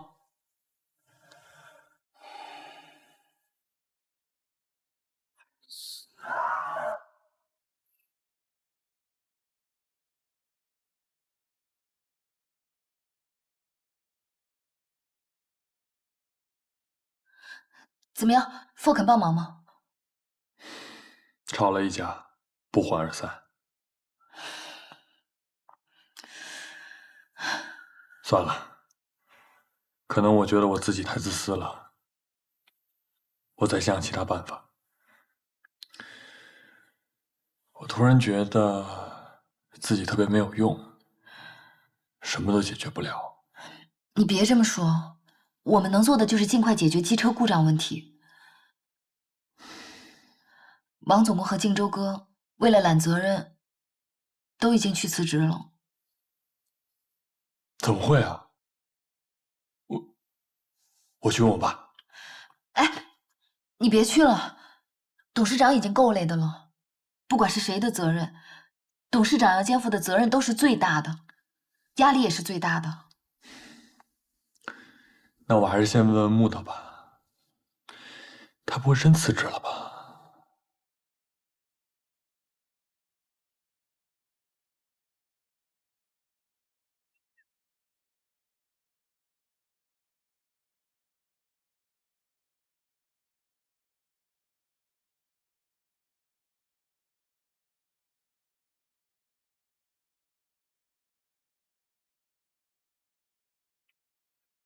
吴导，你不会真要辞职吧？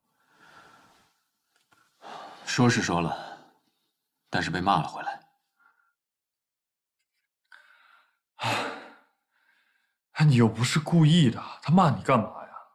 董事长骂的没错，我现在才意识到，我的格局实在太小了。在这种时候，我还在在意个人荣誉得失，而不是站在江车、站在我们国家事业的层面上去考虑这起事故。不就是为了江车才要承担这个责任吗？你错了，你父亲在意的根本不是谁来承担一次事故的责任。他看重的是我们中国的轨道事业是否能够屹立在世界的舞台上。他说我们江车已经落后别人太久了，可是在这种时候，我们竟然还关起门来，互相争着去承担责任，而不是总结错误经验，做好充分准备，再一次出发。想想真的是不应该。所以爸能当董事长，不是没有道理的。董事长身上背负的担子太重了，即使是为了他，为了我们江车，我是应该重新思考一下。我们都会努力的，不会松懈。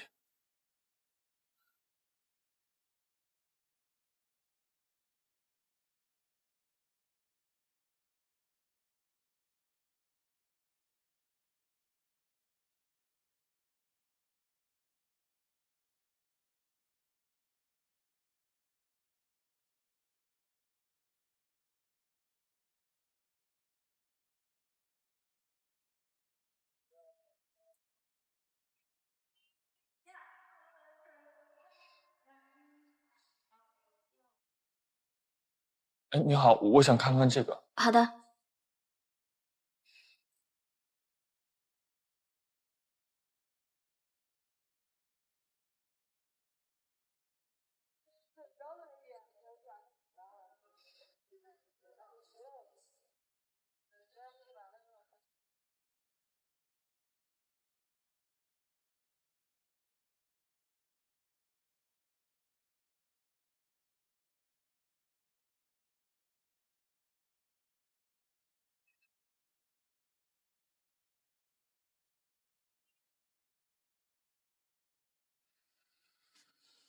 干什么？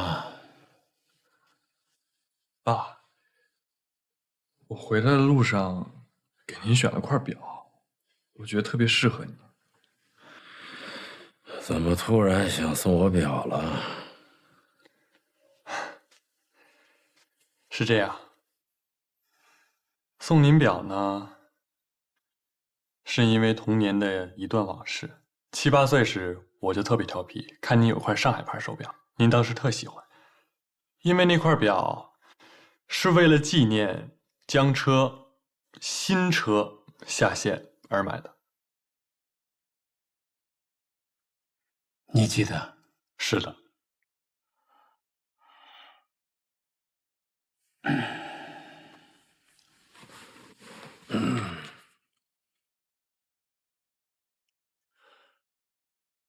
然后呢？他每天都滴答响个不停，我就好奇，怎么就不累呢？我每天都在琢磨着怎么把它拆了看看。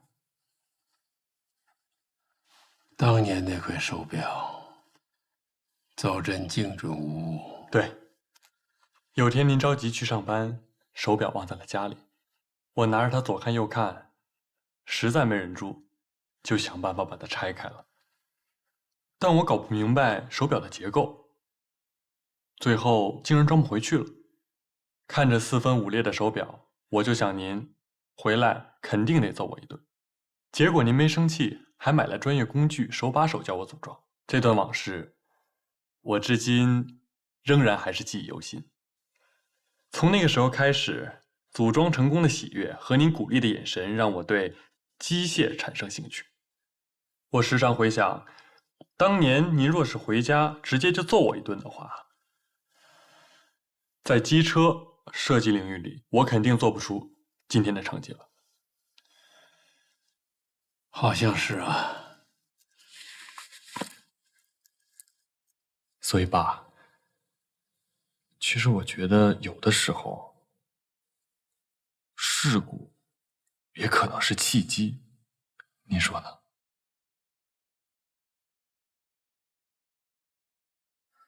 谢谢儿子。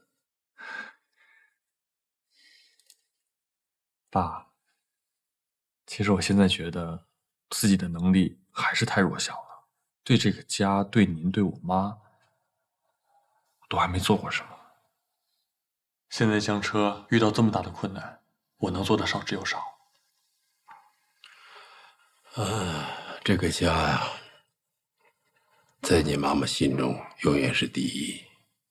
我知道，江车在我们心中是永远的第一，对吧？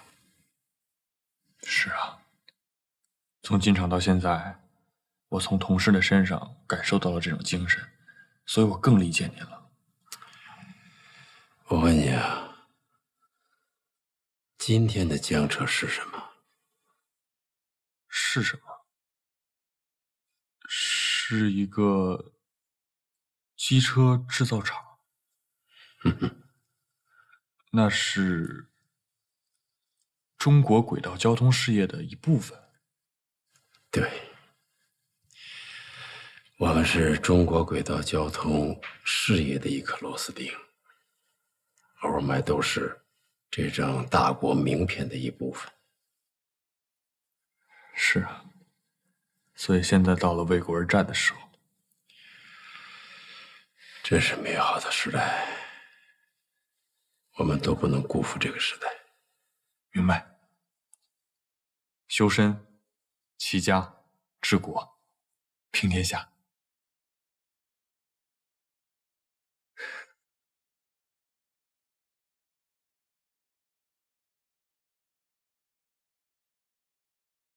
鉴于近期江车集团生产出口的莱恩锡、富士集团城轨脱轨故障车的检测结果，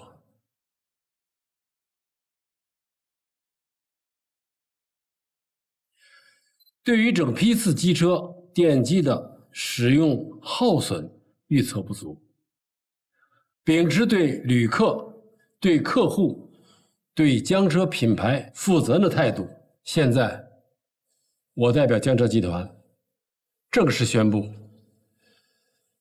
召回包括莱恩锡在内全球所有同系列城铁车头，并免费更换升级全部电机。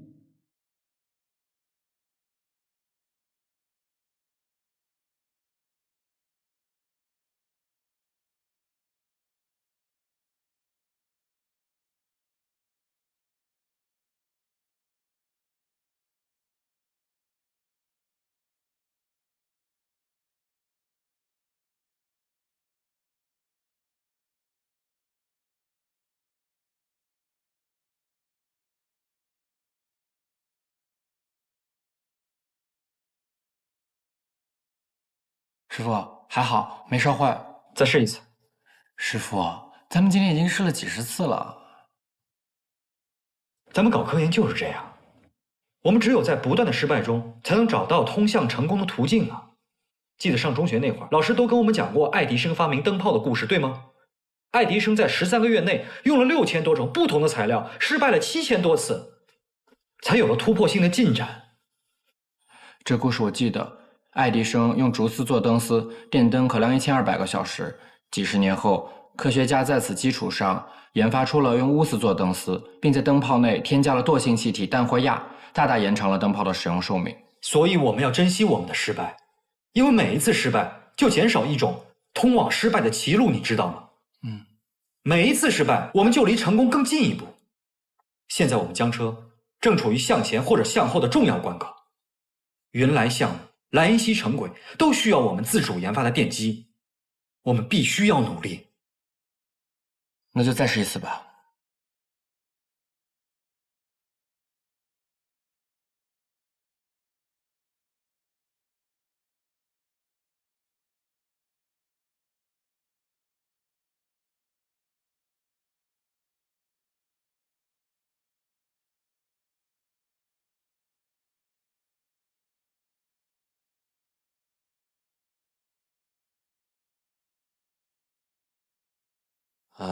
原来方面的催问进展，莱恩锡富士集团也在催问机车的进展，而我们的电机研发迟迟还没有取得突破，怎么办？你们说说。董事长，科学没有捷径，我们是根本无法预测的。叶大新他带领的这个电机研发组，什么时候才能有所突破？我觉得呢，越是在这个时候，我们越应该加大研发的力度。叶大新很勤奋，应该很快就有突破。要是等个1年半年才出成果，那时间早就过去了。董事长，莱恩锡事故现在至少是大局已定，机车召回也在有条不紊地进行，但是我反倒担心云来这个项目会受到影响。云来项目是我们追上世界速度的机会，一旦我们这个项目受到影响，江车无疑又会落后一大截，想再迎头赶上，不知道要花多少年的时间。是，莱恩锡城轨事故。云来方面忍着没出声，那并不代表人家心里都没有想法。目前我们应该要做2手准备，一方面我们要加大研发力度，另一方面我们要做好一旦研发失败后的预案。这是个问题。但是我觉得吧，还是应给叶公几天时间，你们说呢？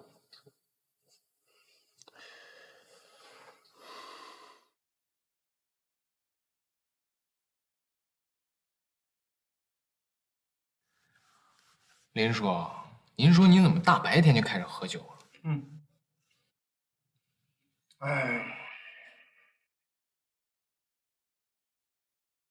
要不你一起喝点儿？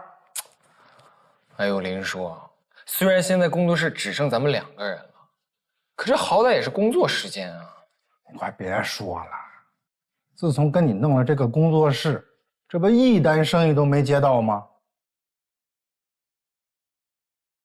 现在莱恩锡又出了事儿了，你这心思也不在这儿了。这工作室啊，8成得黄。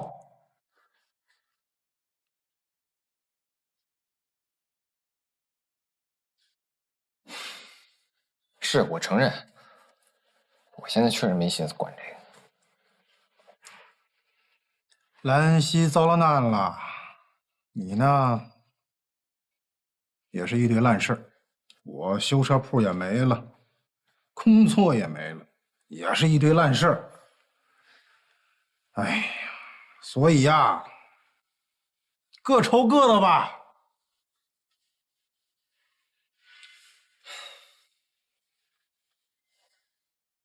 算了，我还是跟您喝点儿。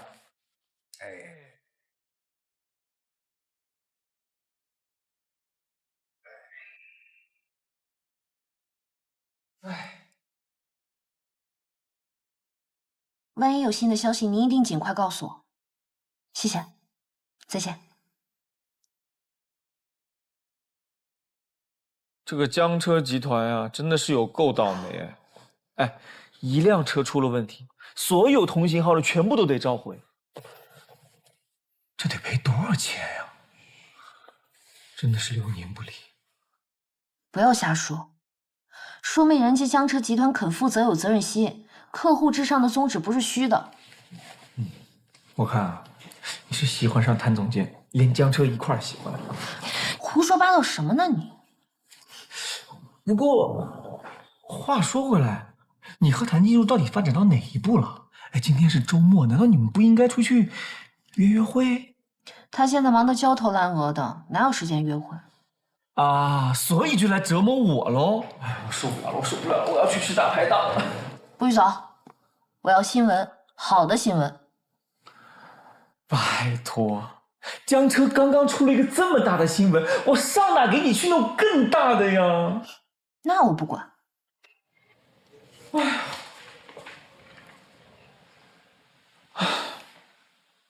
哇，真的有哎！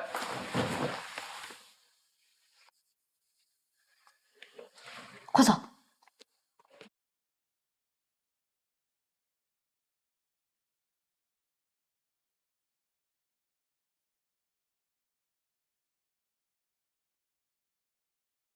不要拍了，不要拍了，配合一下我们工作好吗？别拍了啊！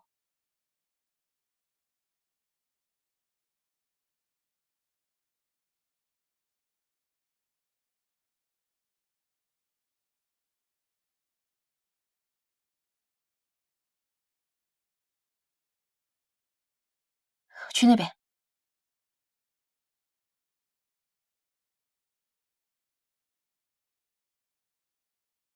老柯，快拍！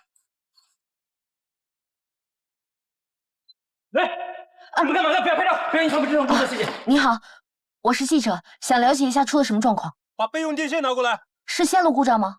这我也不清楚，这里有安全隐患，麻烦你们赶紧离开，谢谢。你们凭什么抓我？不要拍照！老柯，麻烦回去配合我们调查。你还打人是吗？我不就抽了个烟吗？不要拍照，不要拍照，请马上离开，不要拍照。不拍不拍。好，拍到了吗？咱们去门口，他早晚得出来。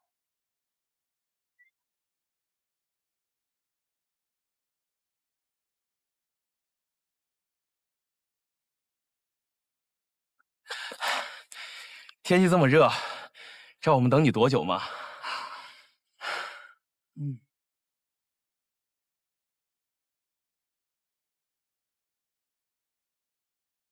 请问，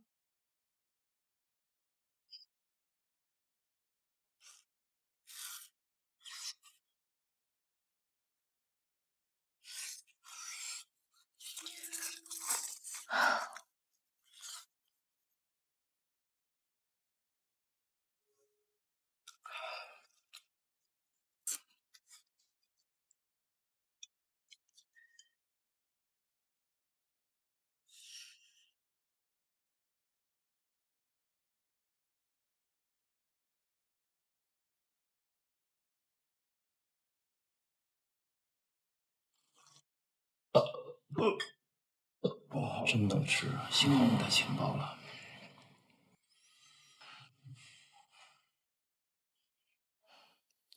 可以跟我们讲讲火车站的人为什么要扣你吗？你是年年电视台那个年年？年记者，你可得为我主持公道啊！我被他们无缘无故扣留了几个小时，他们这是滥用公权力呀！怎么回事？机车失火跟你有关系吗？跟我一毛钱关系也没有，明明是他们自己的车出了问题，非要说是我抽烟点燃的。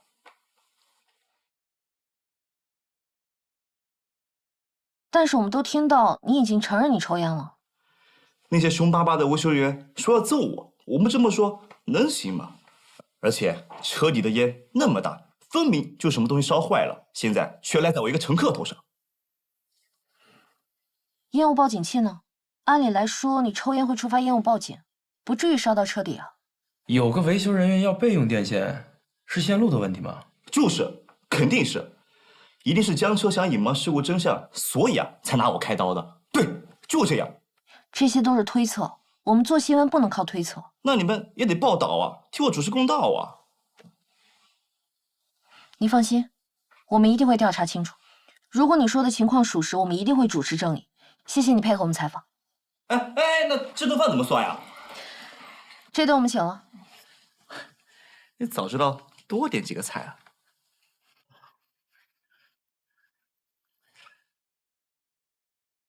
这个张红不老实，想办法从其他地方获得更多情报。走。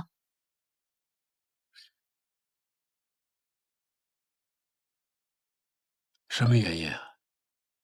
机车底部冒烟，疑似是电机起火。车站已经及时安排乘客转运，所幸没有造成人员伤亡。又是电机起火，这云来和莱恩熙的事儿还没解决，又来个电机起火。现场来了不少记者，应该明天新闻就会爆出来。我们要抓紧准备材料，进行危机公关。组织人手，尽快检修，一定要查明起火的真正原因。是，王总工和小墩已经在车间开始排查。王总工说，不想再分散原来项目的技术人员。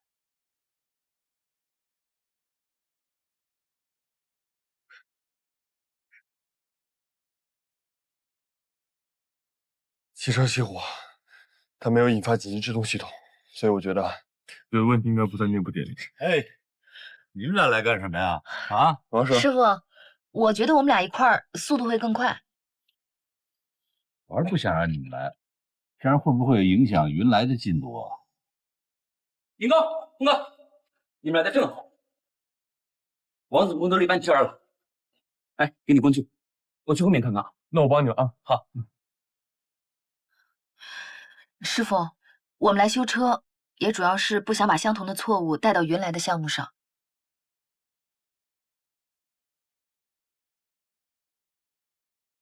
哎，干嘛？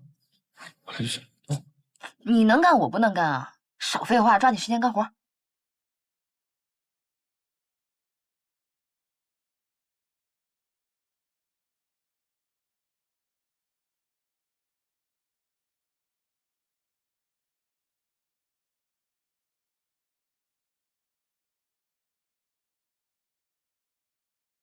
喂，我已经把现场照片给你发过去了。严记者，我们现在只能给你提供这些信息，拜托了。你放心，我会站在最客观公正的角度为江车发声。谢谢你。先这样。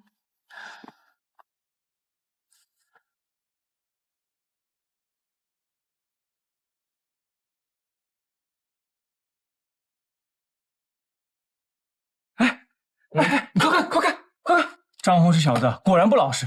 我没有抽烟，就算是我抽了烟，请问，一个烟头能点燃火车吗？一点火星能燃烧钢铁吗？这样荒谬的天方夜谭，连3岁的小孩子不会信，但是他们江车人却信了。他们不分青红皂白，逮住我就是一顿毒打，扣押我3小时。大家看看啊，这就是我身上的伤。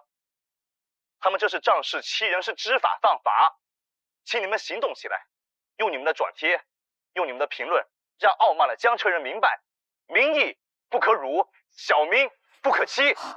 岂有此理！这不诬陷吗？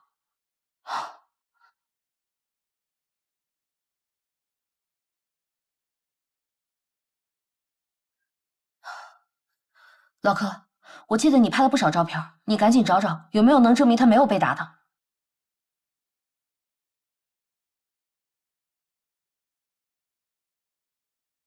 你这些照片吧，拍的确实有点问题。就从这个角度来看，确实看起来像是他被打了。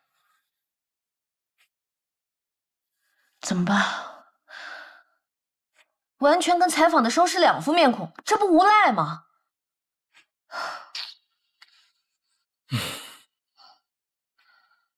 不过，作为我们新闻工作者，工作的本质就是要揭露社会的阴暗面，而这个张红，他就是社会的阴暗面。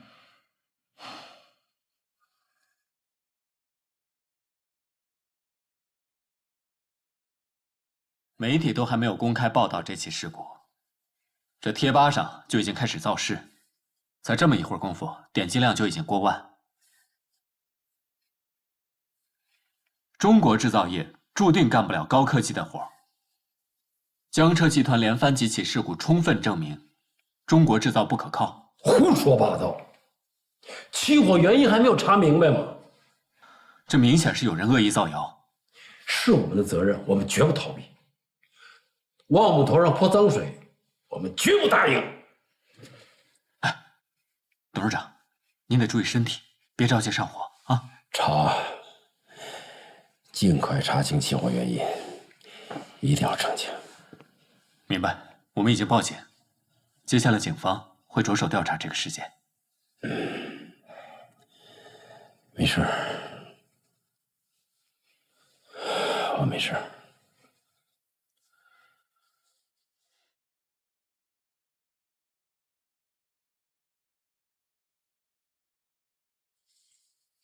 不是，这也太过分了吧！来，我来回复他。老蒋，这太慢了，我写个程序可以自动回复所有恶意污蔑江车的留言。我来，我直接黑了他们。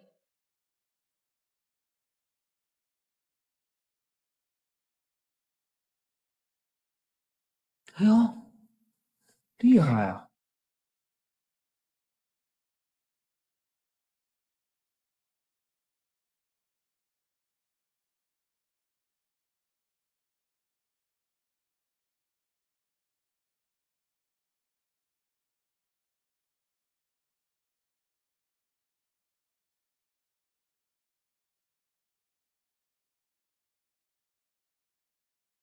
凤，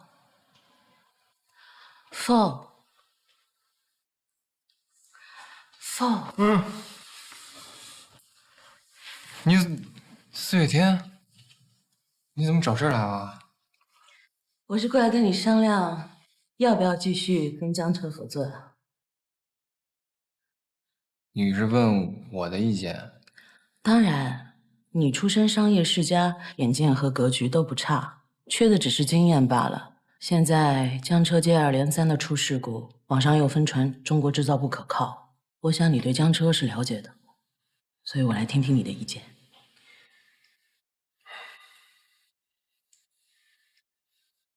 说实话，撇开我跟李岩峰的关系不谈，就说江车几十年的底蕴，那不是几个网络喷子喊几句中国制造不可靠就能打倒的。我认识很多江车的工程师，他们既有专业水准，又有奉献精神，原来的订单能够拿下，这就是他们技术提升的体现啊。其实中国制造还是出了名的质优价廉。如果江车能闯过这一关，继续合作是必然结果。总算聊到一个频率上了，英雄所见略同。凤，你窝在江州弄了这么一个小工作室，真是有些浪费啊。你怎么就知道我不能靠自己创业闯出一番名堂呢？你成立这个工作室，找林安全当合作伙伴，其实为了就是绑定李岩峰和林真一。调查我？还用得着调查吗？凤，你很聪明，但是现在却成了小聪明。你来到中国之后，你看到中国的市场广阔天地，你只是不想跟你父亲低头，你想自己闯出一番事业来给他看。可难道你想不明白吗？富士集团可以成为你的平台，站在这个平台上，你完全能够让富士集团跟江车集团联手，两家企业共同成长。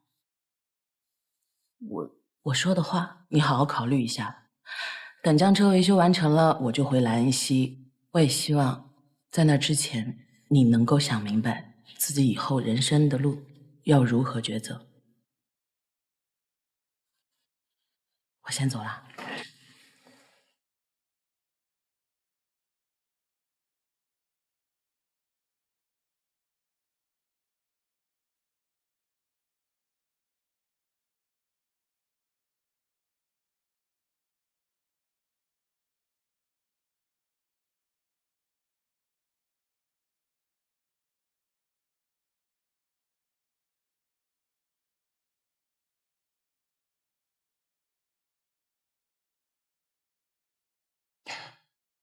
你要是困的话，回去睡觉吧。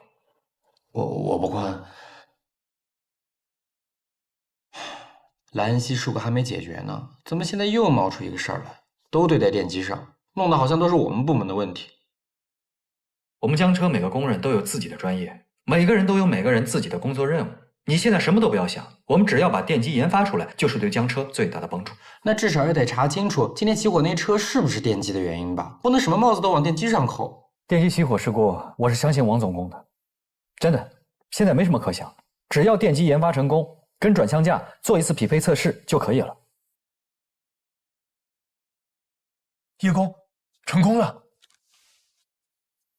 成功了！快给严峰打电话做匹配测试。他不在啊，打去事故现场找他回来。好。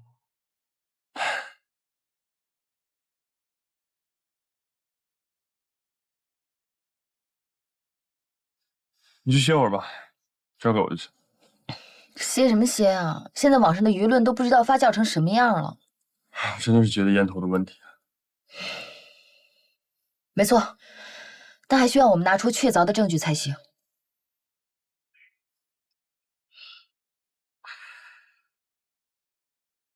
喂，峰哥，我们电机实验成功了！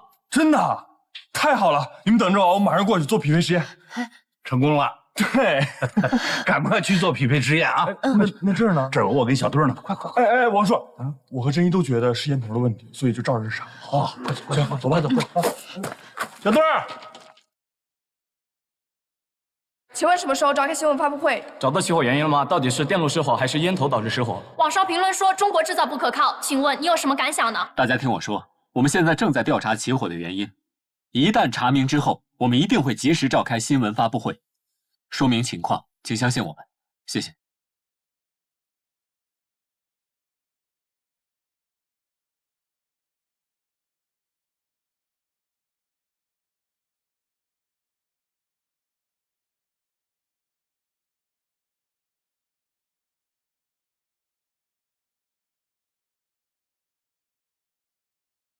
这件事确认了，确认，就是烟头掉到了设备箱里，而且设备箱里刚好还有草屑，烟头碰了草屑才冒的烟。这种事儿概率太低了。不过既然发生了，咱们就得以此为戒，避免再次发生这种事儿，知道吗？总工，有没有什么办法能够避免烟头、火柴这种火种掉到设备箱里面去？总不能加个盖子吧？怎么不能加个盖子？小墩儿有时候我觉得人脑子还行，我就随便说说。你这样，你赶快去跟谭工他们说，他那边已经焦头烂额了啊！哎呀，我去叶工那边看看。OK， 好，去啊！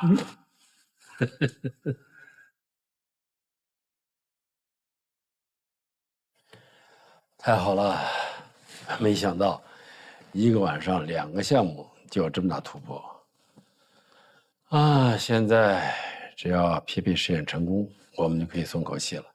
是啊，晋州那边也已经组织了记者，现在正在车间演示起火原因。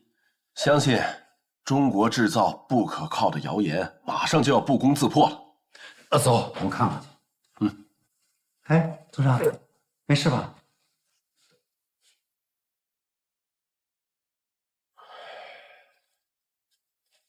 没事，走吧。这么说，机车起火的原因已经查明？对，这起机车事故的调查工作已经结束。但是在各位提问之前，我希望能通过我们的工作人员给你们演示一下，让大家更加直观的了解我们机车起火的原因。小墩，不用紧张。小墩是我们集团的1线维修技师，机车就是他们修好的。小墩儿，你不要着急，照实说就是了。各位记者朋友们，请跟我过来。经过我们详细的检查，我们已经确认车辆的所有零部件以及电路系统在这次运行中完全正常，没有任何故障。车底冒烟是因为有烟头掉进了设备箱，而设备箱里面刚好有草屑，烟头碰到了草屑才冒的烟。听起来好像很凑巧，但是问题就是这么个问题，情况就是这么个情况，这就是事实。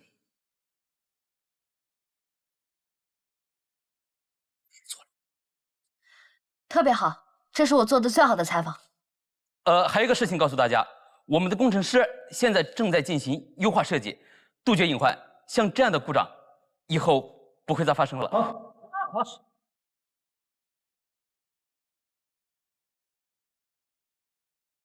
各位媒体同仁，我是江州电视台的记者，我手里拿到了江州火车站外摄像头拍下的监控画面。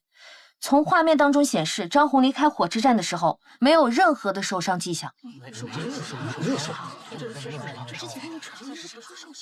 这些画面呢，我将提供给大家，以便大家回去尽快的剪辑节目，争取午间新闻播出，让老百姓看到所谓的将车制造不可靠，其实就是一个彻头彻尾的谎言。好。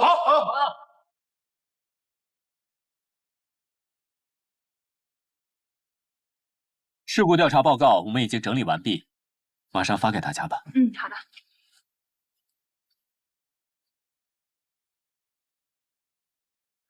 那个张红因为造谣被拘留，可惜只关了5天。我知道，我是记者嘛，